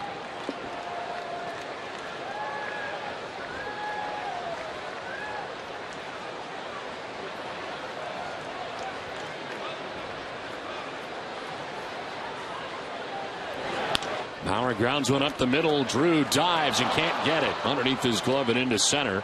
And Joe Maurer has got himself a base hit. That's the 5th hit of the night for the Twins. Let's send it down to Jenny Dell. Well, Don, John Lackey pitching very well today, so we want to get the fans to know him a little bit off the field. So some interesting facts about John Lackey. The thing he likes most about Boston is the North End. He loves Italian food, but he hates onions. Very interesting. Person to meet would be Babe Ruth, and there's so much more information on him. And for fans at home, if they want to get to know some of the Red Sox off the field, go to NESN.com/team. We have bios, videos, stats, and tweets about all their favorite Sox, both old and new. So you can go beyond the stats at NESN.com/team. Don, what else can you tell us about him? This is into center field, and back is Ellsbury to make the catch for the first out of the inning. Well, Jenny, I can tell you a couple things about him. His idol is Nolan Ryan and Troy Aikman. He's got 2. Away from the field, he likes to golf. His favorite song style is country. Not surprising there. He is from Texas. Favorite road city. This seems to be a pretty good pattern developing as far as all players that we have so far profiled, like Chicago. Red Sox will be heading to Chicago on the next road trip, part of the next trip. His favorite vacation spot is any beach. Favorite food is Mexican food. If he was not a baseball player, Jerry, he would be a high school football or baseball coach. Yeah, he loves football. Yeah.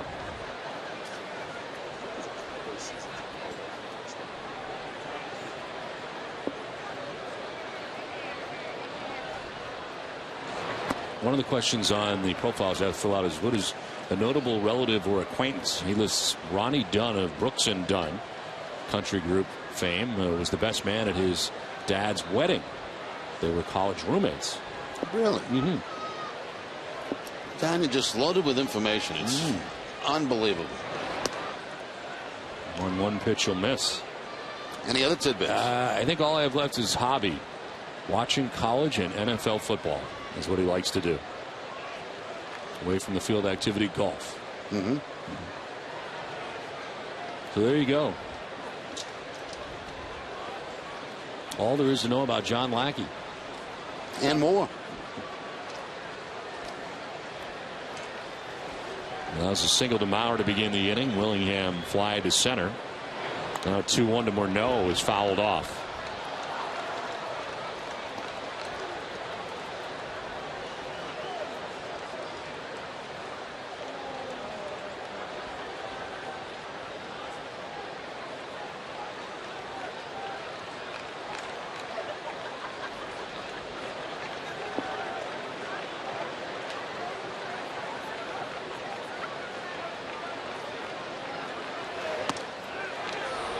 This is inside. Lackey thought it might have picked up the corner, but it's away. Full count.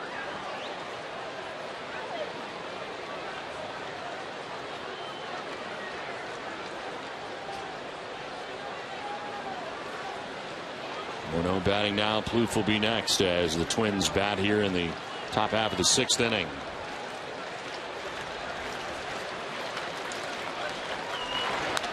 Fouled straight back. Still a full count.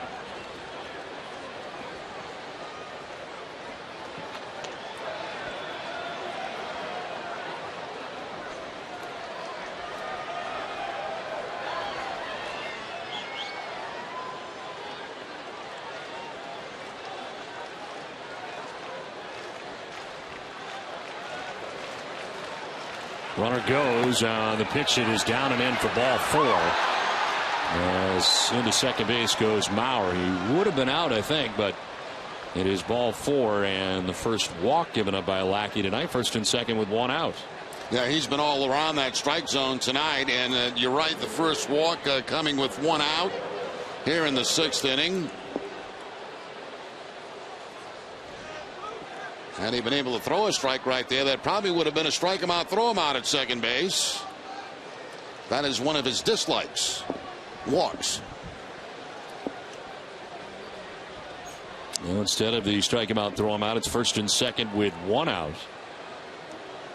And here's Trevor Plouffe, who is 0 for 2. He struck out swinging in the second, flied out to right in the 4th inning.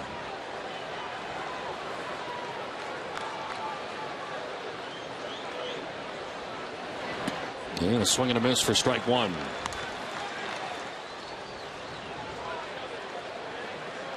Lackey up to 86 pitches as he works with 1 out here in the 6th inning.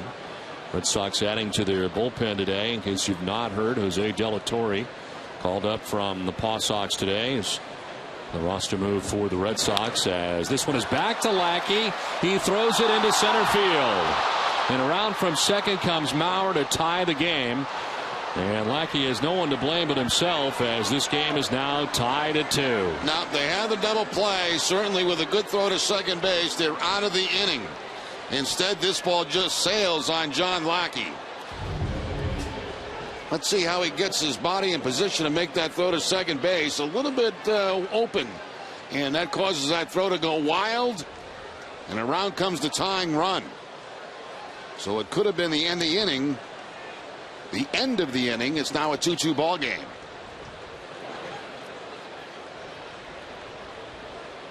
Lackey spins around, and you can see him just a little bit of a stumble, and that causes that throw to go into the outfield. Morneau gets to third on the air. Run scores on the air, and Ryan Domit takes ball 1. So the Red Sox had a 2-0 advantage. It is now 2-2, and go ahead run 90 feet away here for the Twins in Morneau. At first base, Plouffe with 1 out. He reaches on a fielder's choice.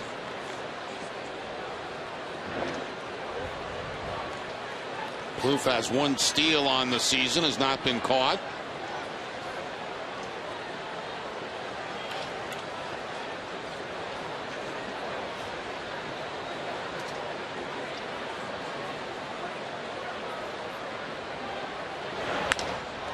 To right center field. On the run is Victorino. He will make the catch and fire home. Here comes Morneau. He will be safe at the plate. Ross missed the tag.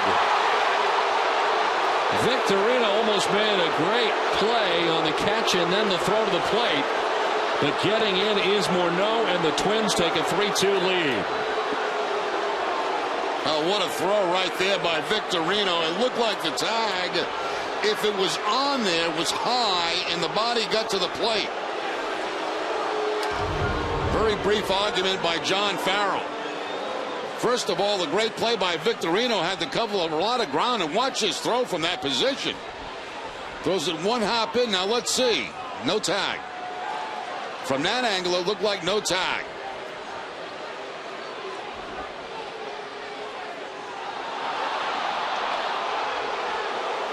Still can't tell.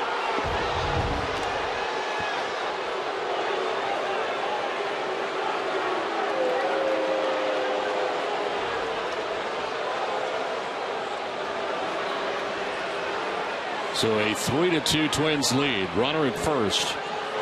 And Arcia hits one high and deep to right field. Victorino going back at the wall. It is gone. Into the bullpen. A 2-run home run for Oswaldo Arcia. It's had a terrific series, and the Twins take a 5-2 lead. The complexion of this one has changed in a heartbeat.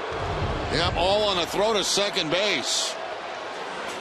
Cut fastball that time stays down, and Arcia, who's had a heck of a series against the Red Sox, continues with the home run. I'd like to get another look at that play at the plate a couple more times, see if we can see if there was a tag or not. I couldn't tell on any one of the replays. No, I'm with you. I couldn't either. At first look up here, it looked like he did not get him, but we've not seen a conclusive shot yet, and this is hit well to right. Victorino going back. He'll get this to end the inning, but the damage has most certainly been done. Twins score 4 times and take a 5-2 lead.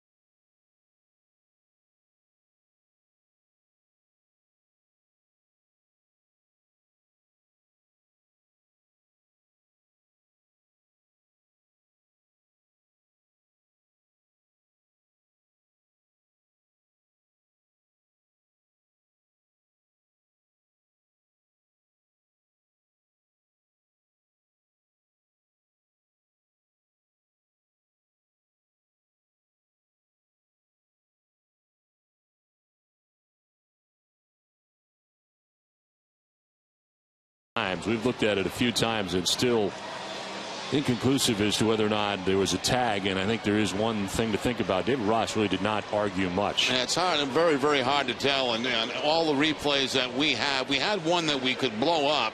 And it's the closest one, I think, that shows that maybe it was a tag. But again, as you said, Don, there was no argument by Ross. This is the one right here. Does he get a piece of him? If he did, it would have been before he got to the plate, but that's still questionable.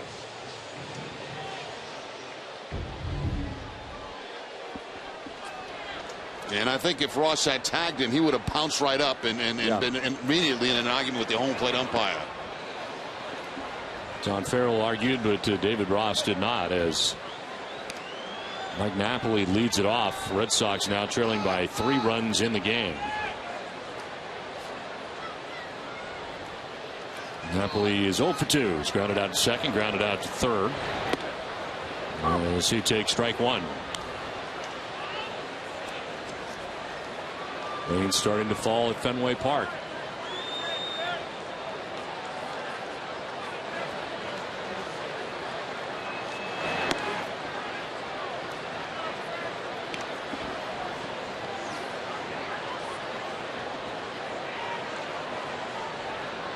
Outfield straight away and deep on Napoli.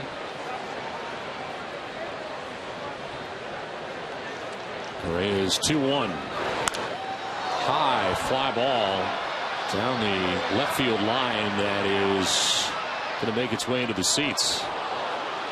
Willingham was there, Florimon was there, and Plouffe was there.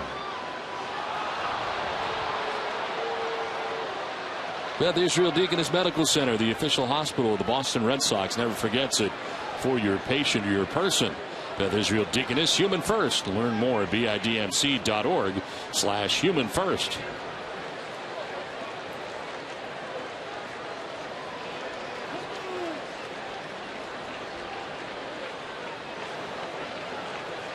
Two balls, 2 strikes to Mike Napoli.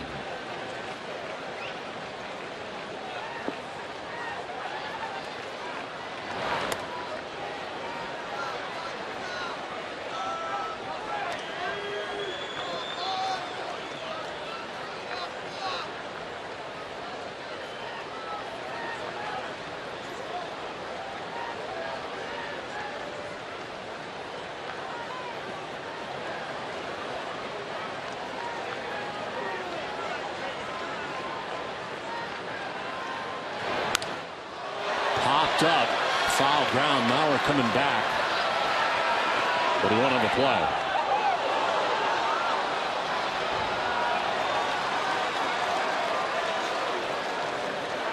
This game summary is brought to you by Xfinity from Comcast. It's been quite a series for Arcia. He's 2 for 3, home run tonight. John Lackey, 6 innings, 6 hits. 1 earned run of the 5 that he has given up in the game.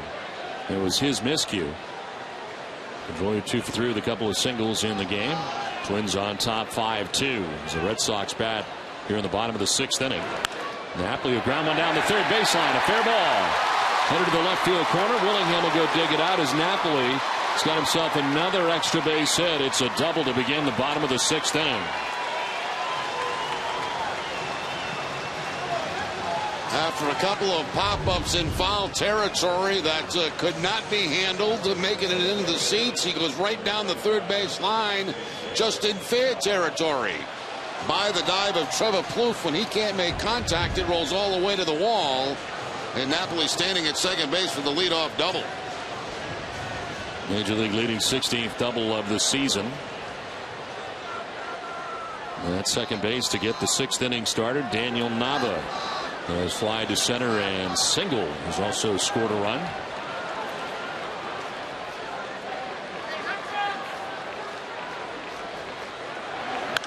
Turns on this and sends it foul.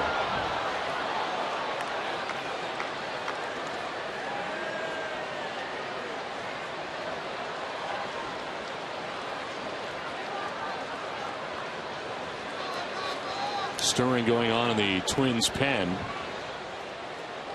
for the first time tonight. 95 pitches for Correa in this game.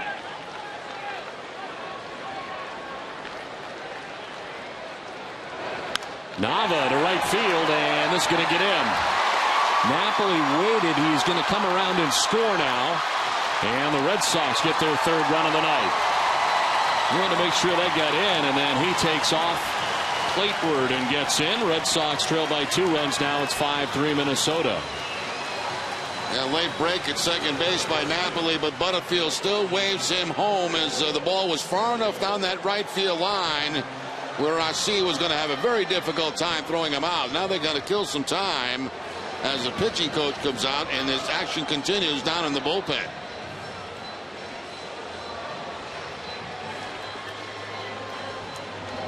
Josh Renicky and Brian Dunsing warming in the pen right now for the Twins. First action we have seen tonight had just started as Rook Anderson goes out to buy some time, and Correa's given up a double and an RBI single to begin things here in the bottom of the 6th inning. There's the shot by Navi. You can see there that Napoli just starts going, but is waved home by Brian Butterfield. Not even a throw to home plate. And the Red Sox get it back to within 2.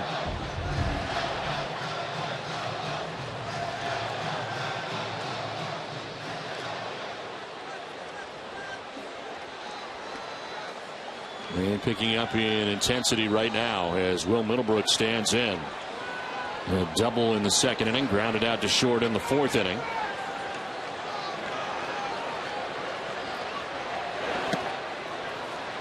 It's high for ball 1.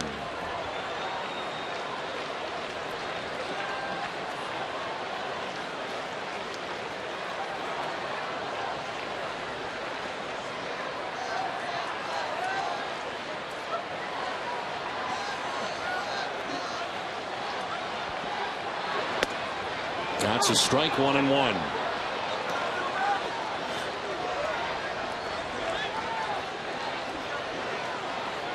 The rain gear comes out for the fans here at Fenway.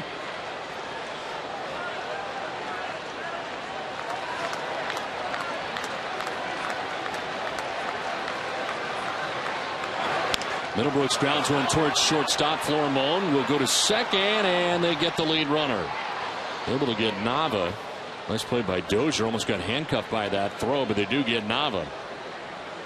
Yeah, very dangerous spot to get that throw right around where Nava is sliding, and those spikes coming in the second base. Florimone throwing across his body back towards second, and it's going to be low right into the runner. But Dozier able to get the hands and glove out of the way before the slide.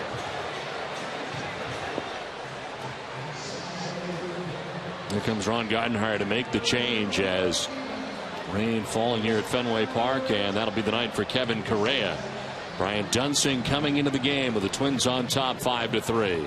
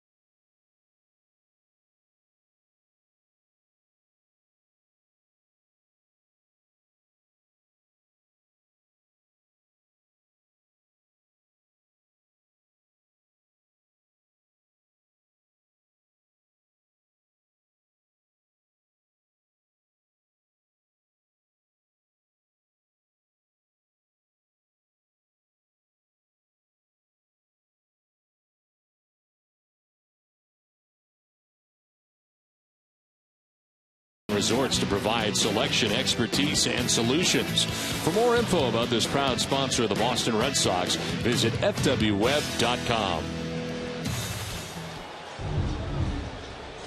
5-3, Twins on top of the Red Sox. One out here in the bottom of the 6th inning. Kevin Correa throws 99 pitches. It goes 5 1/3 innings. Hands it off to Brian Dunsing. His 14th appearance. No record. 2.45 earned run average. Opponent sitting at 268 against a left-hander who deals with strike one to Stephen Drew. Well, Middlebrooks held on at first base by Justin Morneau. A run in, one out here in the 6th inning.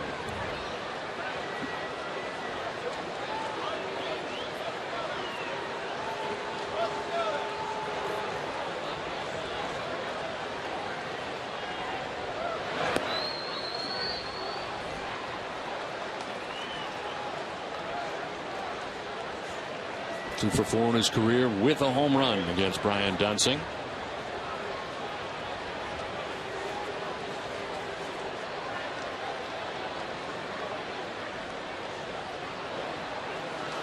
Left-handers hitting at 218 against Dunsing.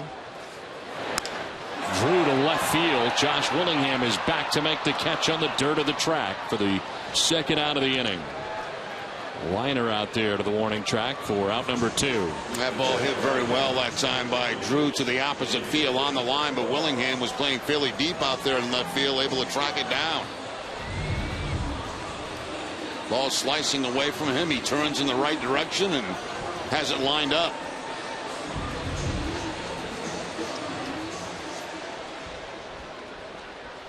Two outs, Middlebrooks at first base and David Ross the batter.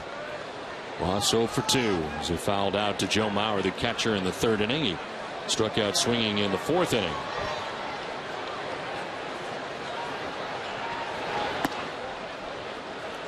Correa departs, responsible for Middlebrooks, who's at first base. Correa with a chance to win it.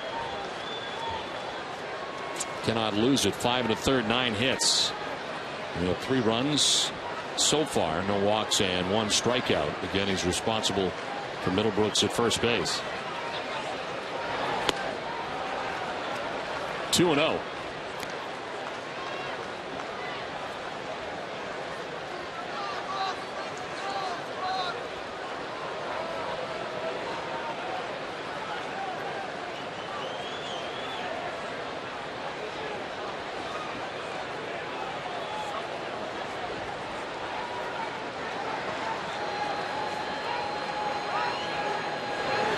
Swing and a miss. Ross. It's now 2-1 to the Red Sox catcher. Sitting on a fastball that time. 2 balls, no strikes. Gets the changeup down and away, and no contact on the swing.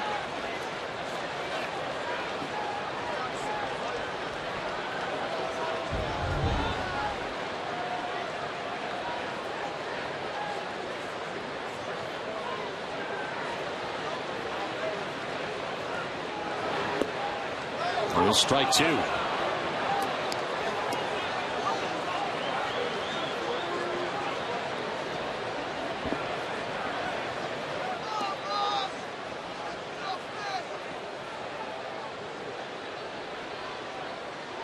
Kobe Ellsbury on deck. 2 outs here in the bottom of the 6th inning.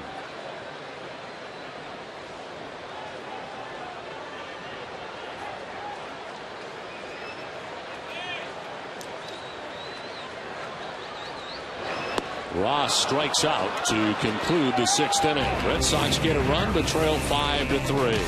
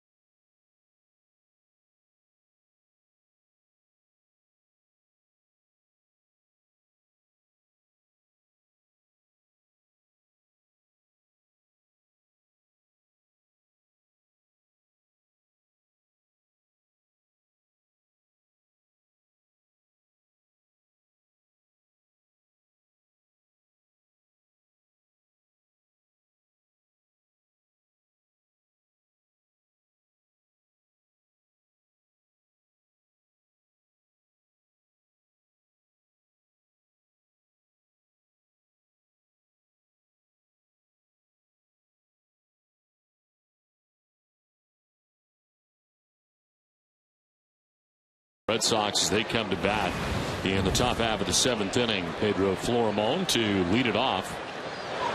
John Lackey's first pitch of the inning in there for strike one. Florimon has singled and struck out 2 at bats tonight. As Lackey starts the 7th inning, the Red Sox pen is busy. The tall lefty Andrew Miller up in the Boston pen. Struck out the side on 14 pitches in his appearance last night. Formo trying to drag bunt his way on. Lackey bare hands and throws just in time. Lackey being very careful on that throw to first base because the ball is wet. It has been raining lightly here at Fenway Park. And when you pick up that baseball right now, you pick up a wet baseball.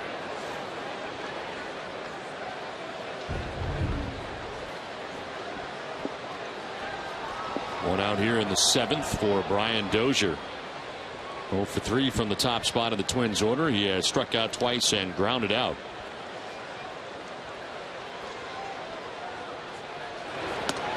And he's bunting at it for strike one.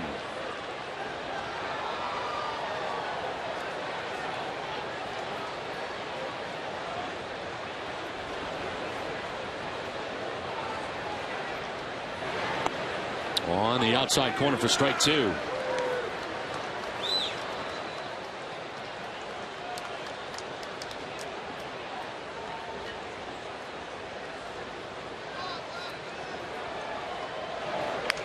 Swinging a foul.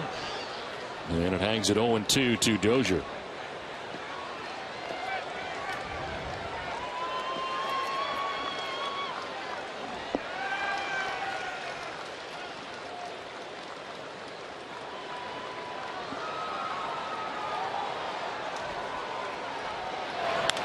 On the ground towards third as Middlebrooks cuts it off and fires across for out number 2. Let's send it down to Jenny Dell.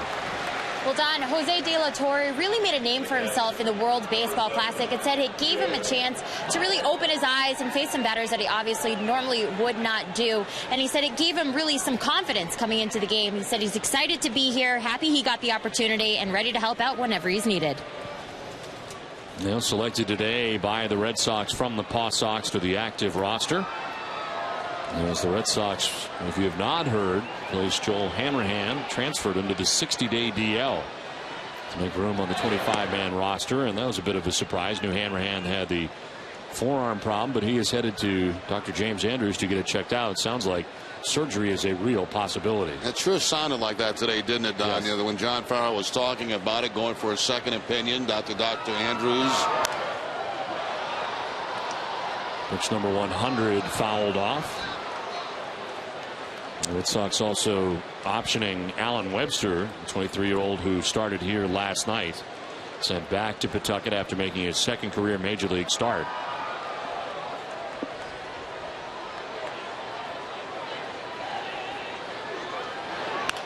On the ground, foul outside of first base.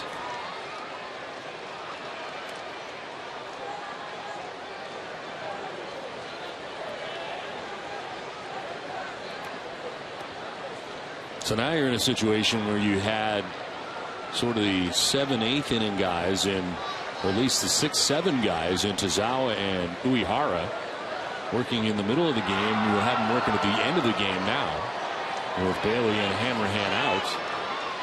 And the question is, who's going to fill in the middle? It's a swing and a miss. Lackey strikes out Mauer for the 3rd time tonight. 7th inning stretch, 5-3 Twins.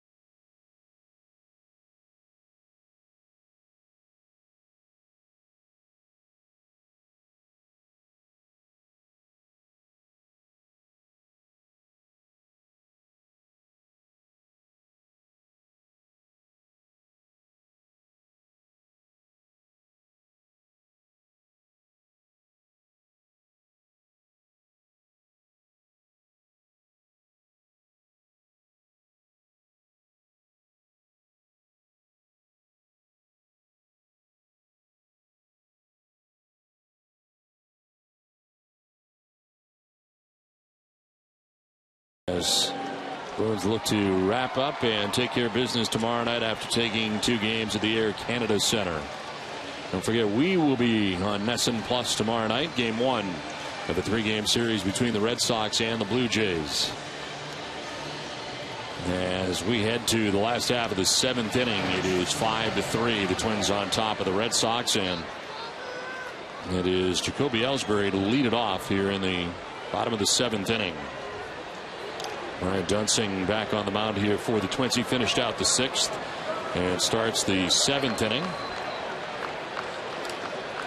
Dealing with the left-handed hitting Jacoby Ellsbury, who takes ball 1. Dunsing came in, got Drew to fly out to the left, and then he struck out David Ross to end the 6th inning.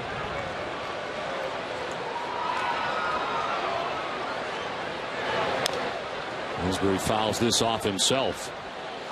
Both pens are busy. Josh Renicky had been up earlier, back up again from Minnesota. Now Koji Uehara is up in the Red Sox pen. Lackey through 7 innings has thrown 102 pitches now.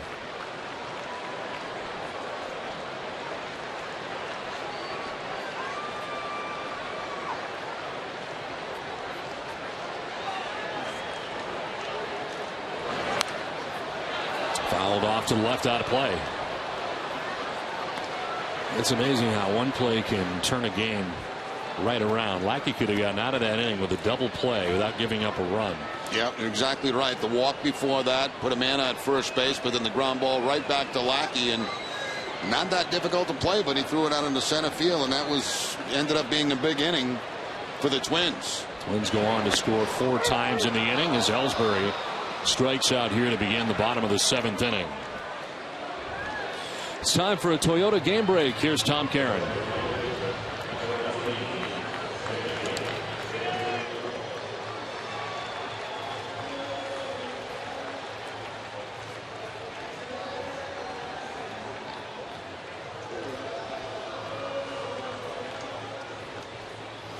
All right, Tom, thanks very much. As 1 out here in the 7th inning in a 2-run game, Red Sox trailing by 2. Shane Victorino is 2 for 3 in the game tonight, a single and a double. And he pops it up. Morneau in foul ground will make the catch for the 2nd out of the inning.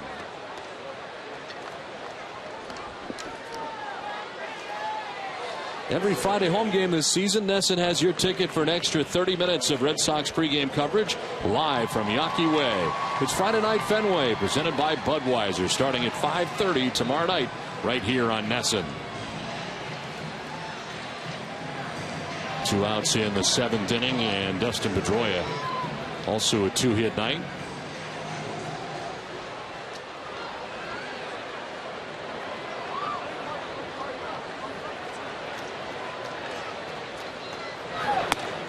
Up and away for ball 1.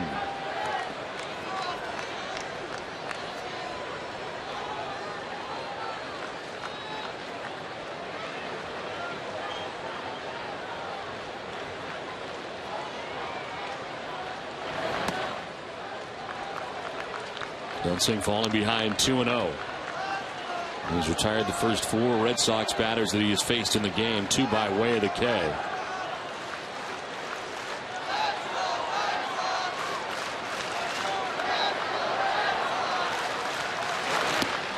That's a strike over the outside corner.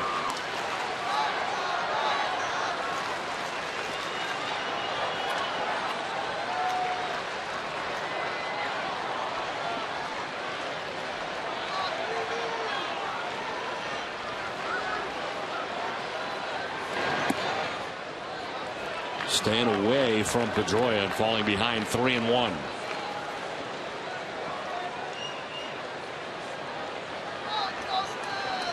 David Ortiz waiting on deck, and 0 for 3 night so far tonight for Big Papi.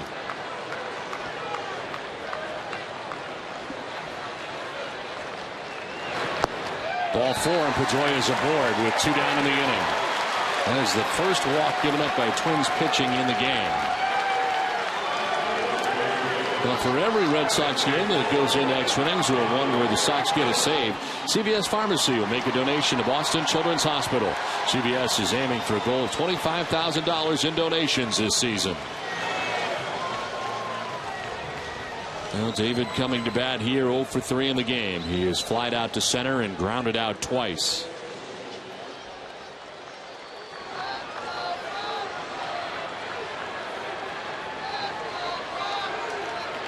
Left-handers are just 2 for the last 17 against Dunsing. Tough lefty. As Ortiz takes ball 1 outside, and Mauer's going to go and talk to Dunsing.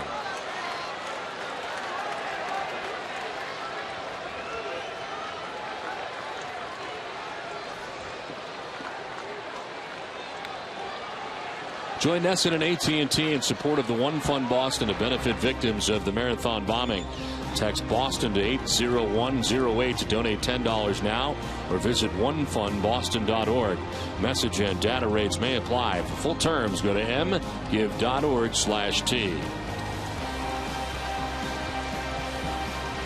1-0 to David Ortiz. It's outside, 2-0.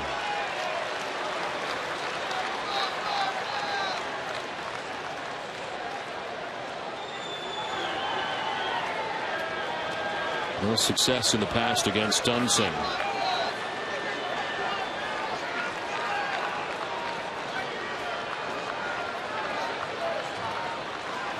Ortiz to center, but at Hicks out there in center field, who makes the catch that ends the inning. We're headed to the 8th with the Twins on top by 2.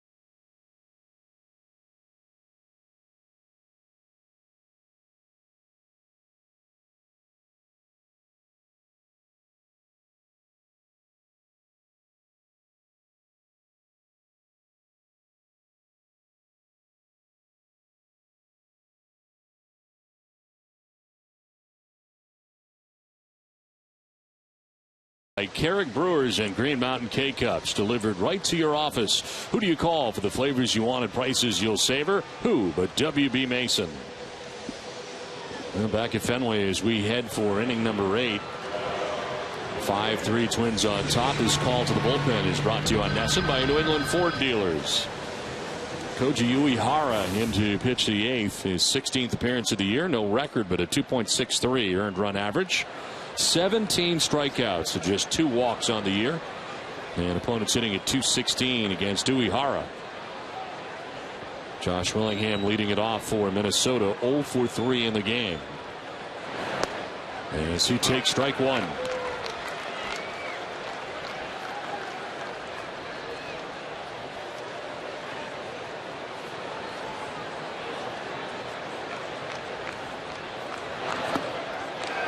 That split thing at fastball from Uehara. They quickly jump ahead, no balls and 2 strikes. You mentioned Don earlier with the injuries to the bullpen, everybody's role has changed out there right now, and it takes a while to settle into those roles.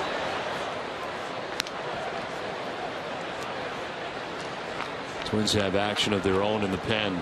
Right-hander Jared Burton warming.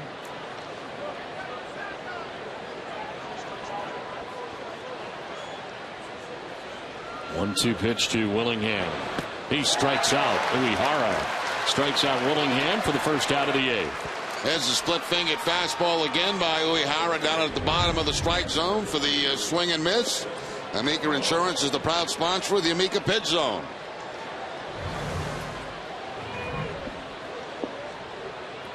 One out, 5 in a row retired by Red Sox pitching, and here is Justin Morneau.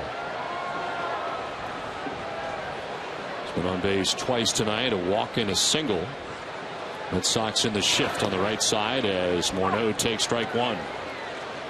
John Lackey tonight goes the first 7 innings, giving up 6 hits, 5 runs. 1 is earned after his throwing miscue. A walk and 8 strikeouts for Lackey, and through the first 5 innings, he was extremely good tonight. You know, Don, I'll be honest with you. I thought tonight John Lackey had the best stuff that he's had all season. He departs on the hook as this one is fouled back.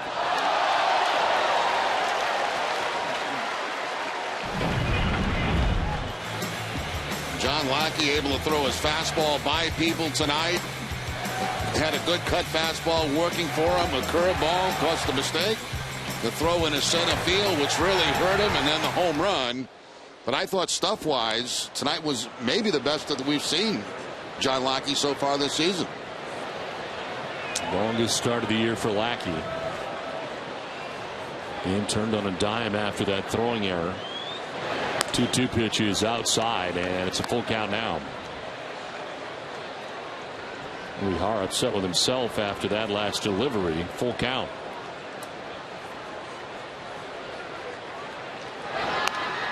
Pop-up foul out of play.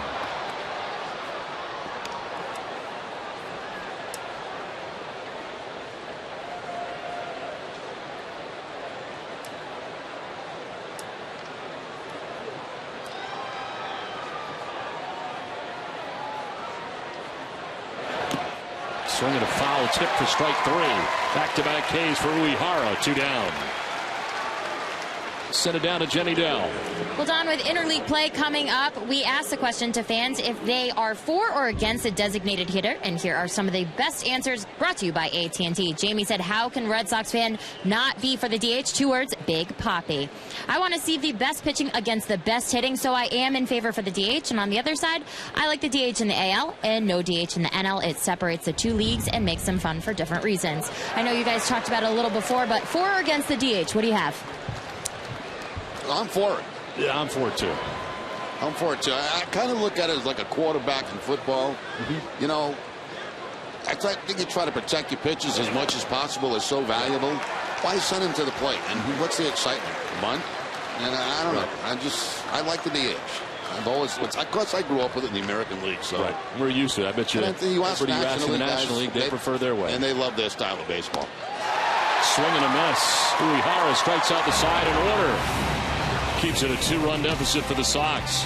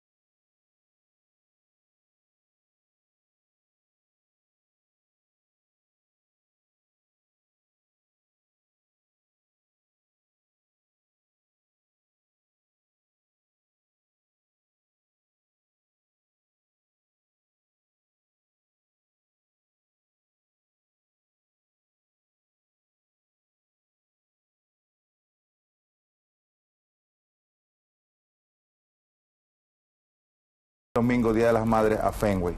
Yo escogeré una y me juntaré contigo y tu madre antes del juego. Ve a Nesson.com/historia y escogeremos la historia del Día de las Madres tuya.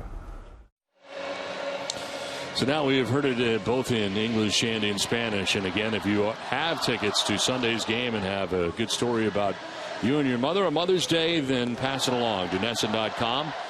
And you have a chance to have a meet and greet with Big Papi as he will choose the best story for Sunday's game. 5-3, Twins have the lead over the Red Sox here as we head to the bottom of the 8th inning. Some changes for the Twins. And at shortstop is Escobar for Florimon. And the new pitcher now for the Twins is Jared Burton, who comes in. He's been up the last couple of innings. 15th appearance, 0-1 with a 2.08 earned run average. 13 strikeouts, 3 walks, and opponents hitting at .213 against him. Florimon leaving the game with a tight hamstring.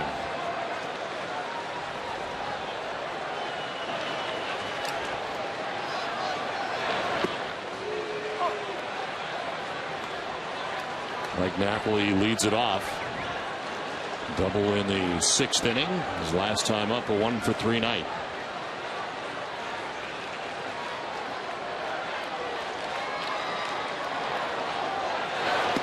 Swing and a miss, and it's 0-2.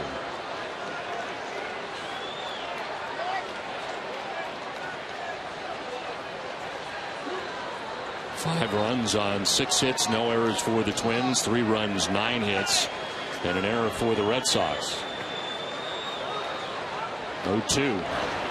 Swing and a miss on a pitch in the dirt. Napoli strikes out to begin the 8th. Now something off speed right there, either a changeup or a split-fingered fastball, but it bounces down in the dirt and no contact right there. Actually, it hit the plate. Amica Insurance is the proud sponsor of the Amica Pig Zone. One out here in the 8th inning as Burton takes over for Brian Dunsing and did a very good job, inning in 2/3. No hits, no runs, a walk, and 2 Ks. Pitch of record for Minnesota. Their starter Kevin Correa came in at 3-2 and departed after 5 1/3 innings. A chance for his 4th win of the season. Nava has 2 hits in the game, and another impressive outing for Koji Uehara. Strikes out the side in order.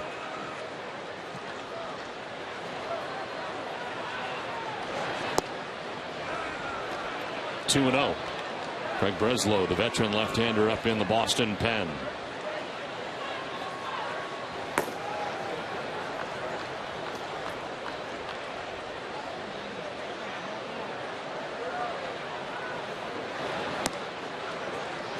Tried to bring it back to the corner, did Mauer, but it's 3-0.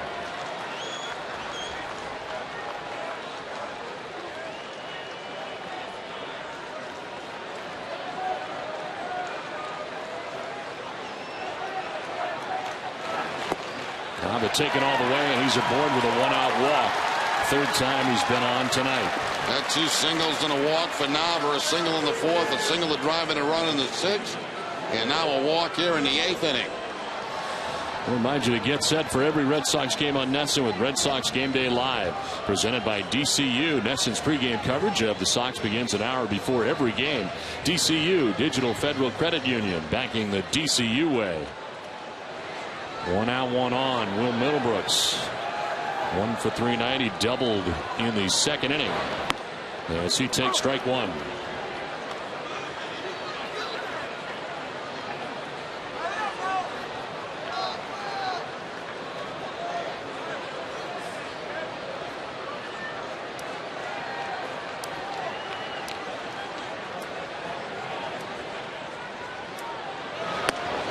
Tried to hold up. Did he go? No.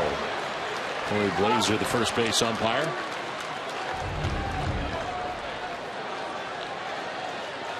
Good call by Corey Blazer down at first base. No swing that time by Middlebrooks.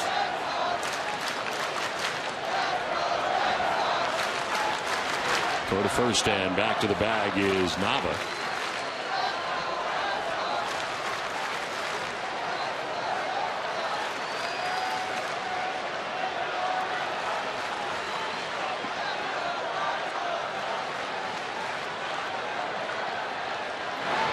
Outside, ball 2.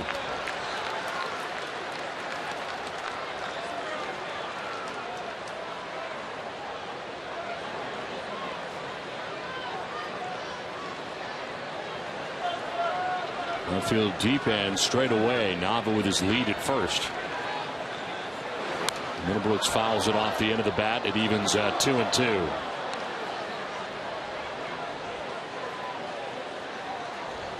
Tying run at the plate in Will Middlebrooks here in the bottom of the 8th inning.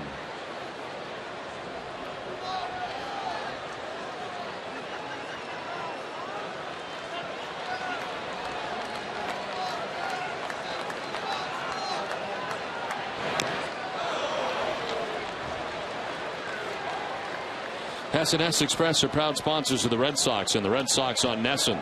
During the 2013 season, Hess Express will donate $500 to the pediatric trauma program at Boston Children's Hospital for every home run hit by the Red Sox. To date, $19,500 has been donated. Hess Express committed to helping the cause. Middlebrooks batting now with 1 out and 1 on, and Stephen Drew waiting on deck.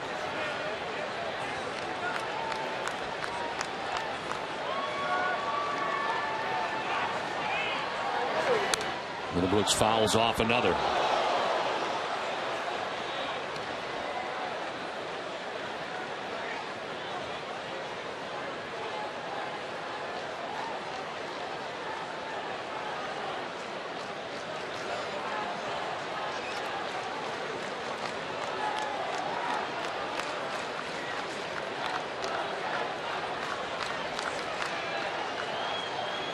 Burton with a 2-2. Middlebrooks grounds it foul.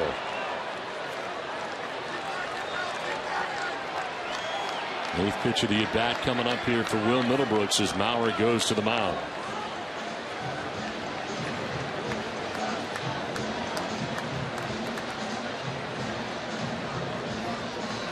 Dunkin' Donuts wants to thank all of their guests who generously donated to the One Fund Boston. Together, Dunkin' guests raise much needed funds to help support victims of the marathon. Please visit www.onefundboston.org to donate more. 1 out, Nav at first, the 2-2. Fly ball foul again off to the right, out of play.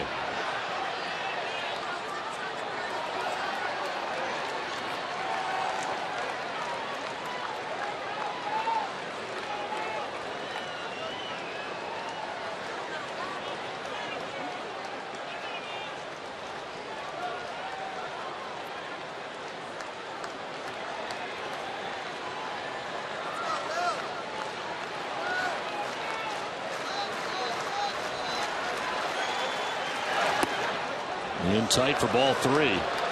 Full count now.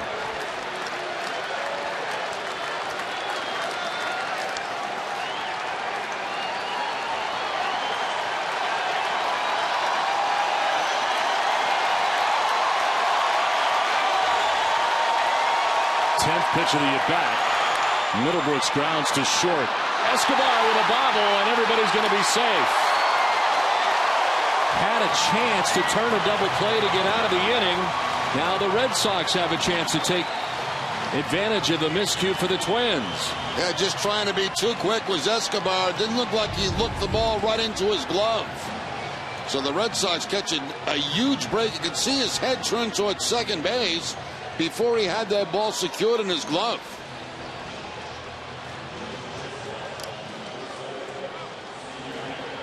The Red Sox looking to take advantage of a break like the Twins did earlier in the ball game. They're charged Escobar. 2 on and 1 out, and coming up is Stephen Drew. So the Twins cashed in on their opportunity earlier on. Now the Red Sox trying to do the same late in this one as they bat in the bottom of the 8th with 1 out. Stephen Drew has a 1-for-3 night, had an RBI single back in the 4th inning.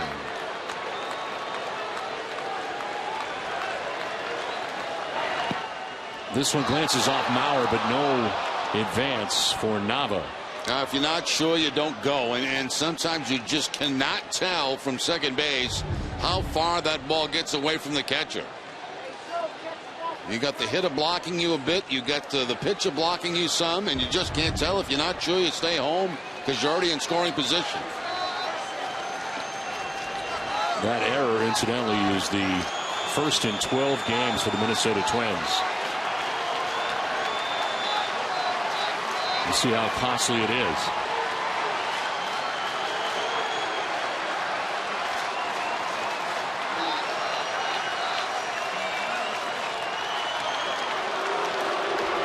Action in the Red Sox pen. Trey Breslow, Junichi Tozawa, who is now the Red Sox closer.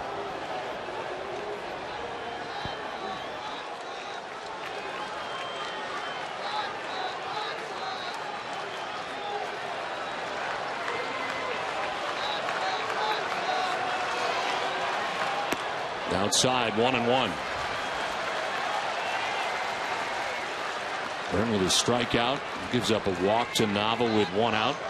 The miscue at shortstop by Escobar. Runners at first and second with 1 out.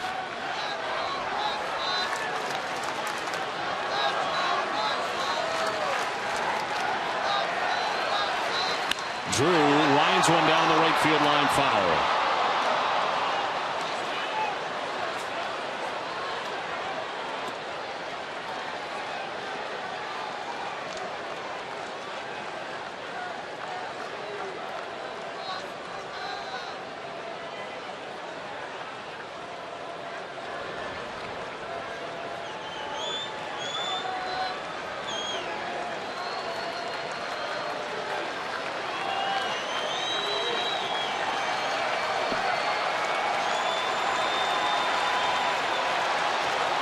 Nothing off the backside was Burton, as back to the bag at second goes Nava.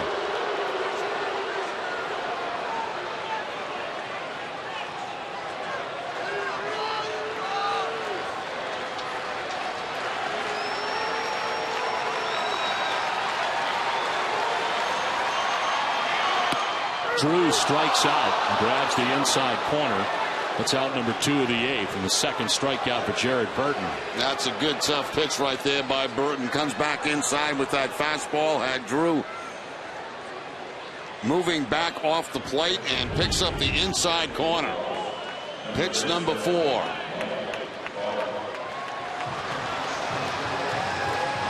And of a pinch hitter for David Ross, Mike Karp will pinch hit.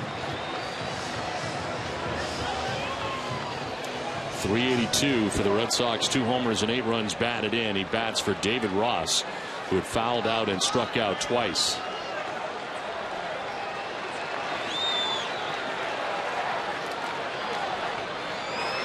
And Karp takes strike 1.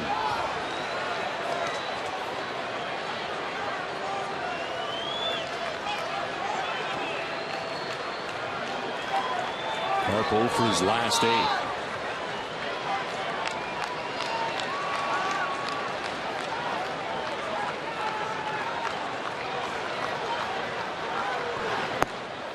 That's strike 2.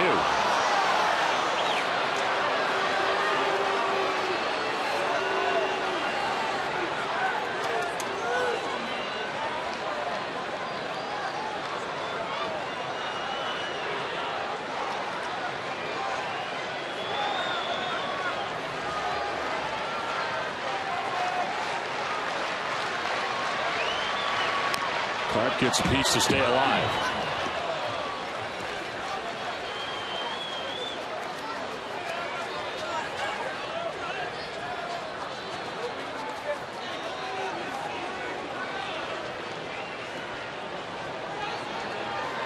Escobar hoping his error is not costly, as the inning able to continue as a result. Red Sox have the tying run at first base. 0-2 to Karp is strike 3, and the inning is over. The Red Sox strand a pair. We head to the ninth, 5-3 Minnesota.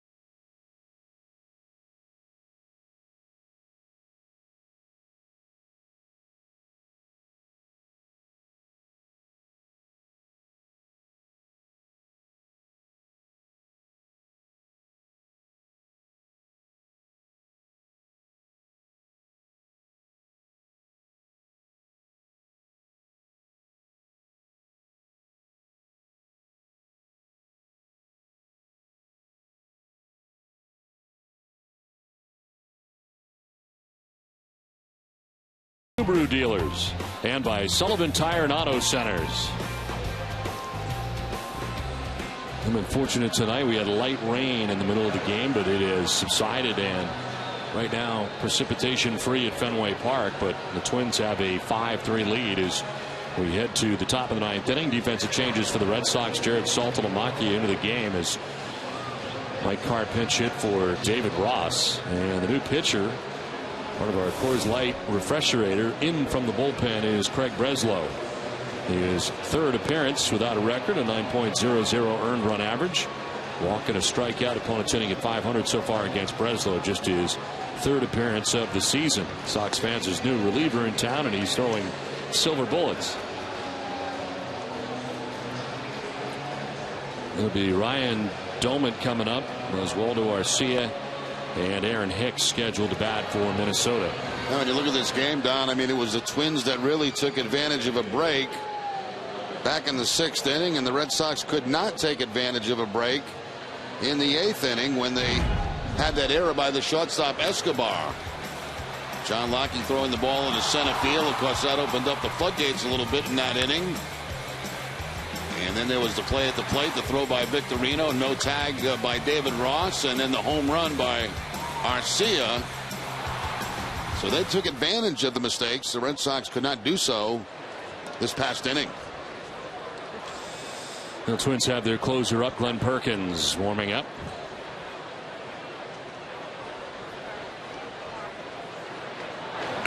One-0 misses to Doumit, and it's 2-0.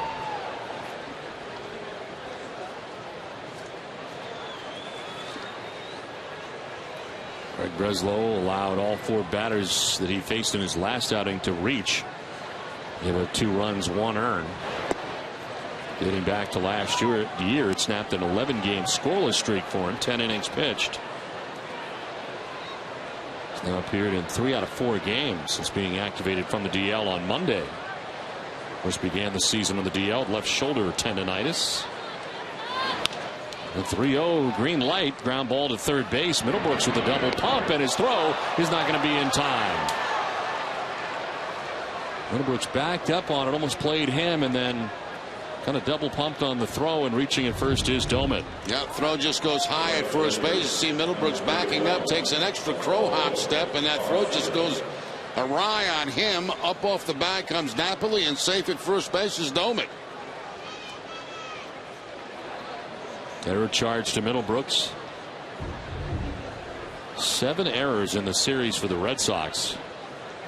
Offensively, it has been a tough series. Lead runner on here for Minnesota as they try to grab some insurance here in the 9th inning.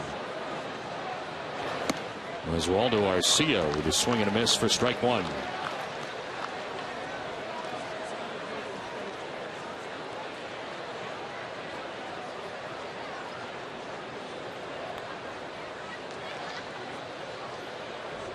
Arcia from Venezuela, just 21 years old.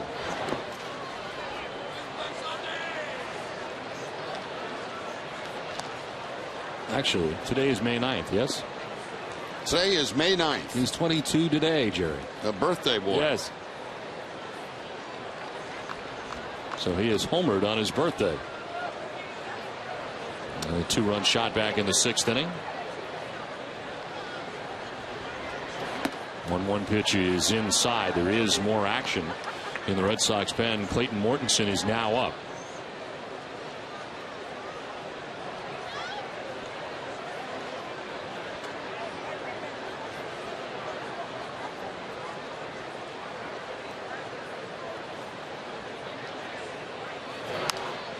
Sliced foul, and it's 2-2.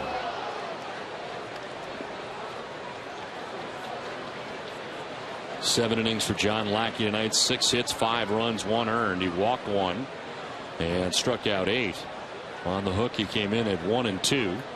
Koji Uehara works the 8th inning and strikes out all 3 batters that he faces. Now Craig Breslow starts the 9th inning. A miscue for Middlebrooks at third base as Ryan Doumit at first.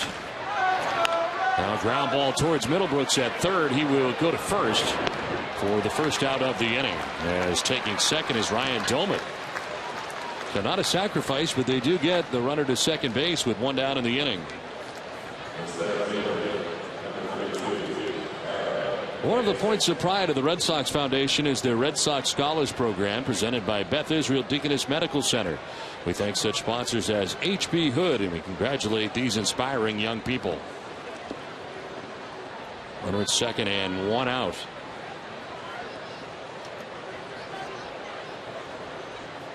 Aaron Hicks doubled in the fifth inning.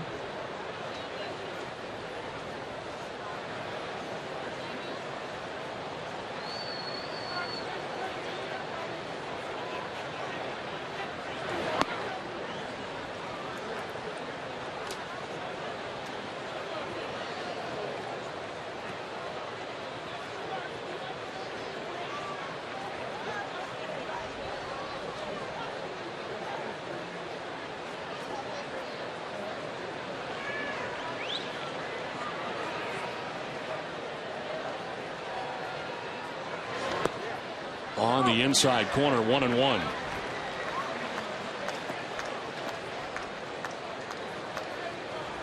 Breslow last year 1-0 with a 2.70 earned run average. He gave up 6 earned runs in 20 innings pitched in 23 outings for Boston in 2012 after he was acquired from the Arizona Diamondbacks at the trade deadline last year.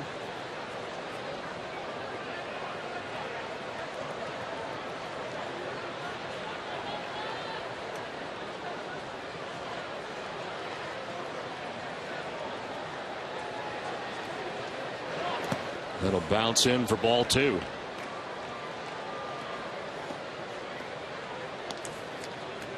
Red Sox in the bottom of the 9th inning have the top of the order scheduled. Ellsbury, Victorino, and Pedroia.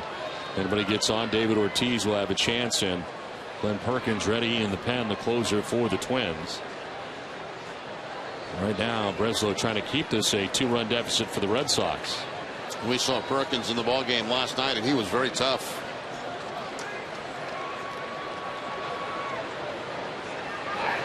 Hicks will ground one by the mound to short. Drew's got it. And there are 2 outs in the inning. No advance for Dolman, who remains at second base.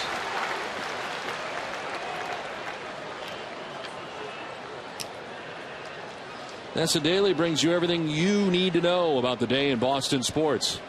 Jamison Coyle and Leah Hextall lead our team coverage as the Bruins hope to deliver the knockout punch to the Maple Leafs in Game 5 tomorrow night. Jack Edwards will join them in studio. We'll also break down tonight's game here at Fenway, including Tim Wakefield's breakdown of John Lackey's night. Plus, WEI's Mike Salk gives us his top 5 sports topics here in the Hub. All that and much more tonight following our Red Sox coverage on Nesson Daily. Runner at second, 2 down. Escobar takes a pitch up and away for ball 1.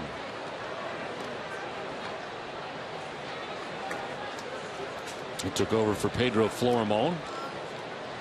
Left the game with a hamstring problem.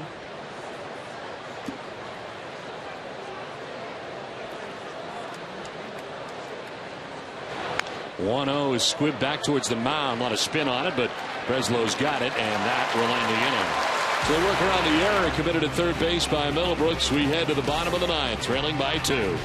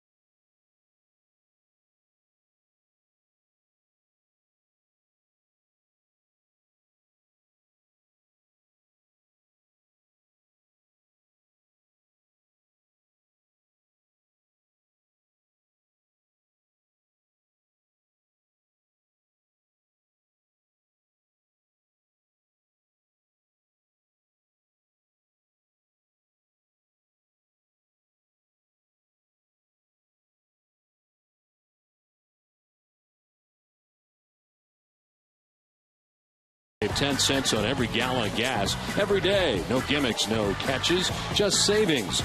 Join for free at CumberlandFarms.com.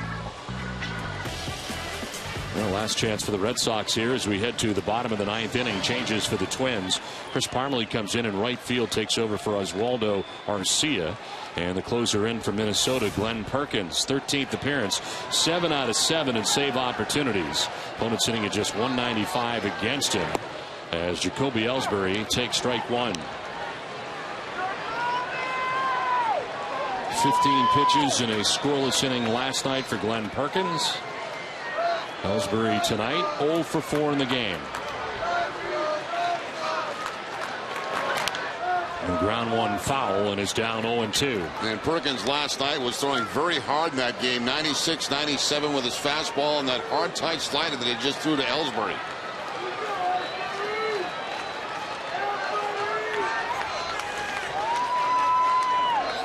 Leads all Twins relievers in strikeouts with 18. That's an 11 2/3 innings pitched.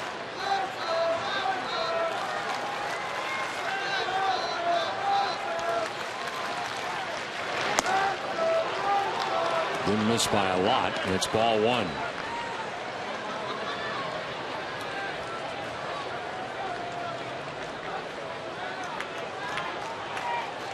Shane Victorino on deck. Red Sox batting in the bottom of the 9th.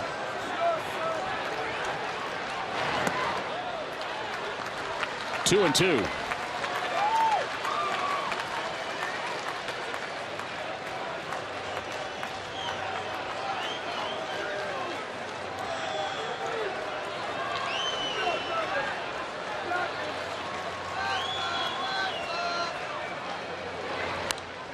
Fouled off to the left out of play. Ellsbury protecting the plate.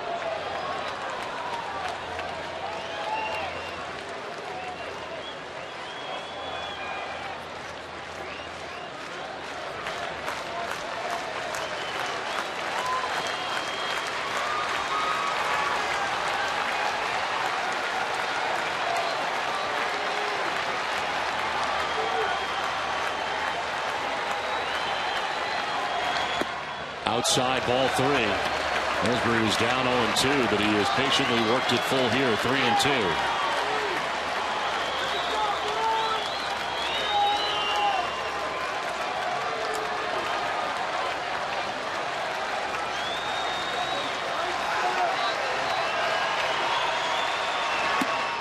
Ball 4. Ellsbury's aboard, a walk to begin things in the bottom of the 9th. Nice at bat for Jacoby Ellsbury.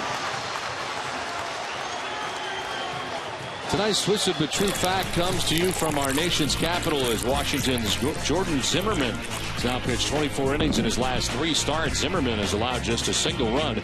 Now leads the National League with 6 wins and is second with a 1.59 earned run average. Twisted Tea Hard Iced Tea is the refreshing hard iced tea. Tastes like real iced tea. Be a little twisted. ZRA in 3 starts, 0.37. Lead runner on here in the 9th inning. There's Shane Victorino steps in on the right side.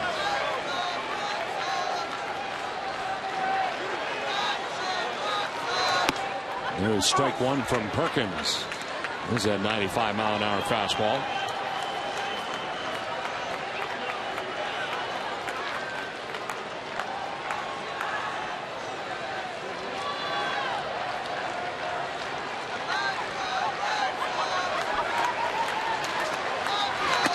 Inside, almost hit him, and it's 1-1. Again at 95, but too far inside. Almost got the short of Shane Victorino.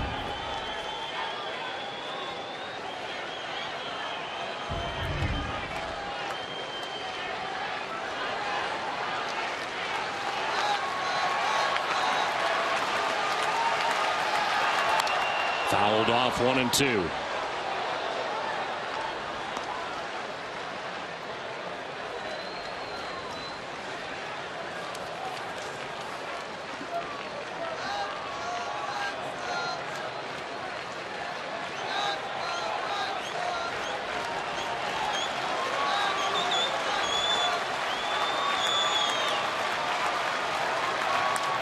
Popped up, foul ground. Maurer heading over towards the seats will not have a play.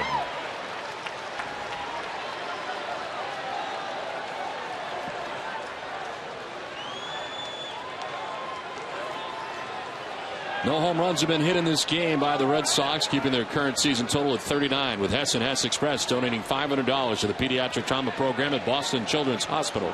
For every Red Sox home run, it's at 19.5 right now. Hess and Hess Express. 1-2 pitch coming to Shane Victorino. Over the inside corner for strike 3. And the first out of the ninth. Shane didn't think so. Says some stuff to Lance Barksdale. Well, it's borderline. I mean, it's a fastball that's it looks like it maybe gets part of the inside corner. We'll see as Victorino jumps back. And maybe just a piece of it does have the corner. Barksdale's had a pretty good strike zone all night long.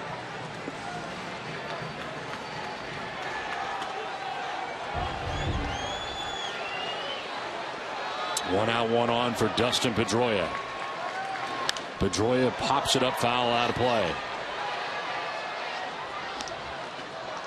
Dustin with 2 hits tonight. He's been on base 3 times. 2 singles and a walk. He's driven in a run.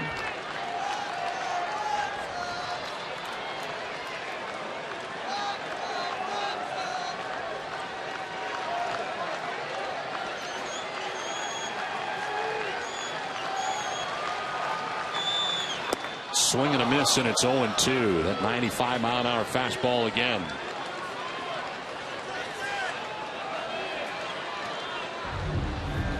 Pedroia looking to tie the game up with this swing.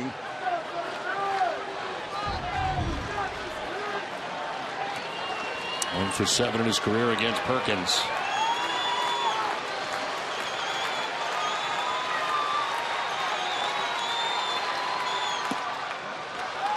Too high for ball 1.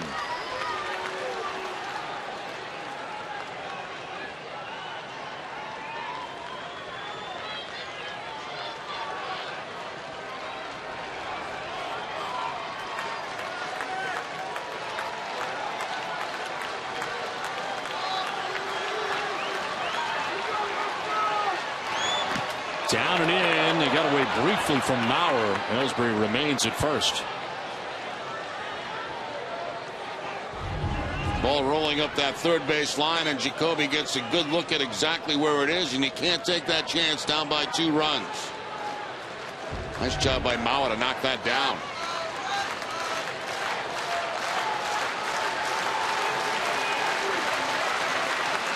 David Ortiz on deck. 1 out, 1 on here in the 9th. Tying run at the plate in Dustin Pedroia.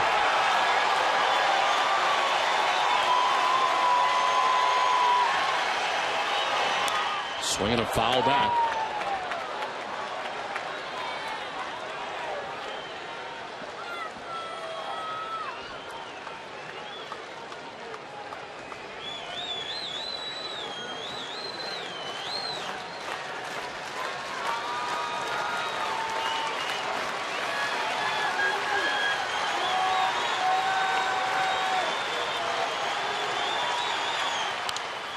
Another foul off to the right, out of play. More fastballs from Perkins.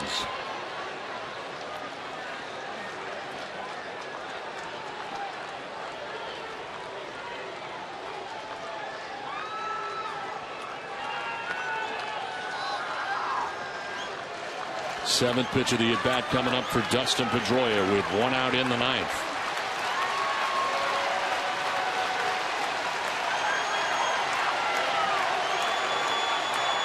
Pedroia fouls another one back. He's had some good swings in this at bat, and he's seen an awful lot of pitches.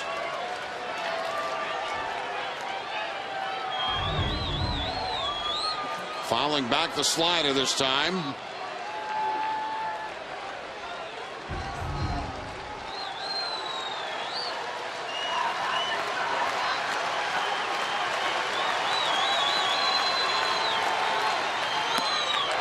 Too high, full count.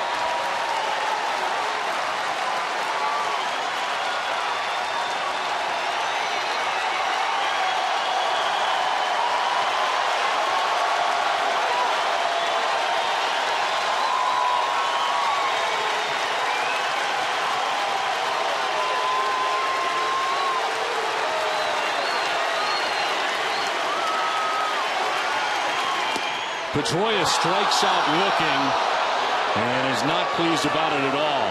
Lance Barksdale rings him up. Back-to-back Ks for Perkins. I thought that slider was inside.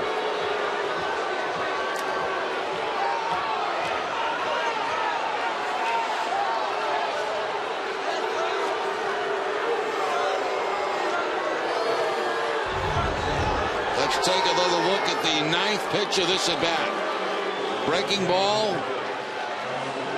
Well, very similar to the one that was thrown to Victorino. That was also a call to strike.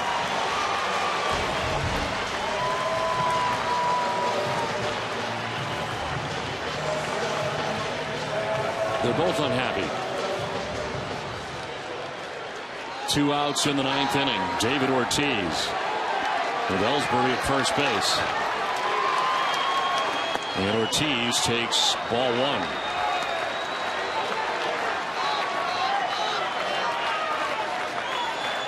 Oh for 4 tonight is David Ortiz.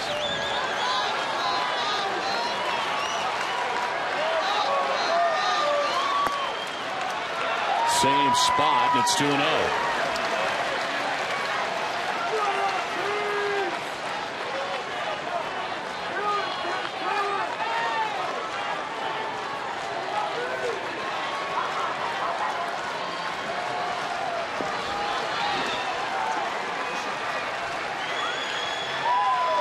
Time call as Ortiz backs out ahead 2-0.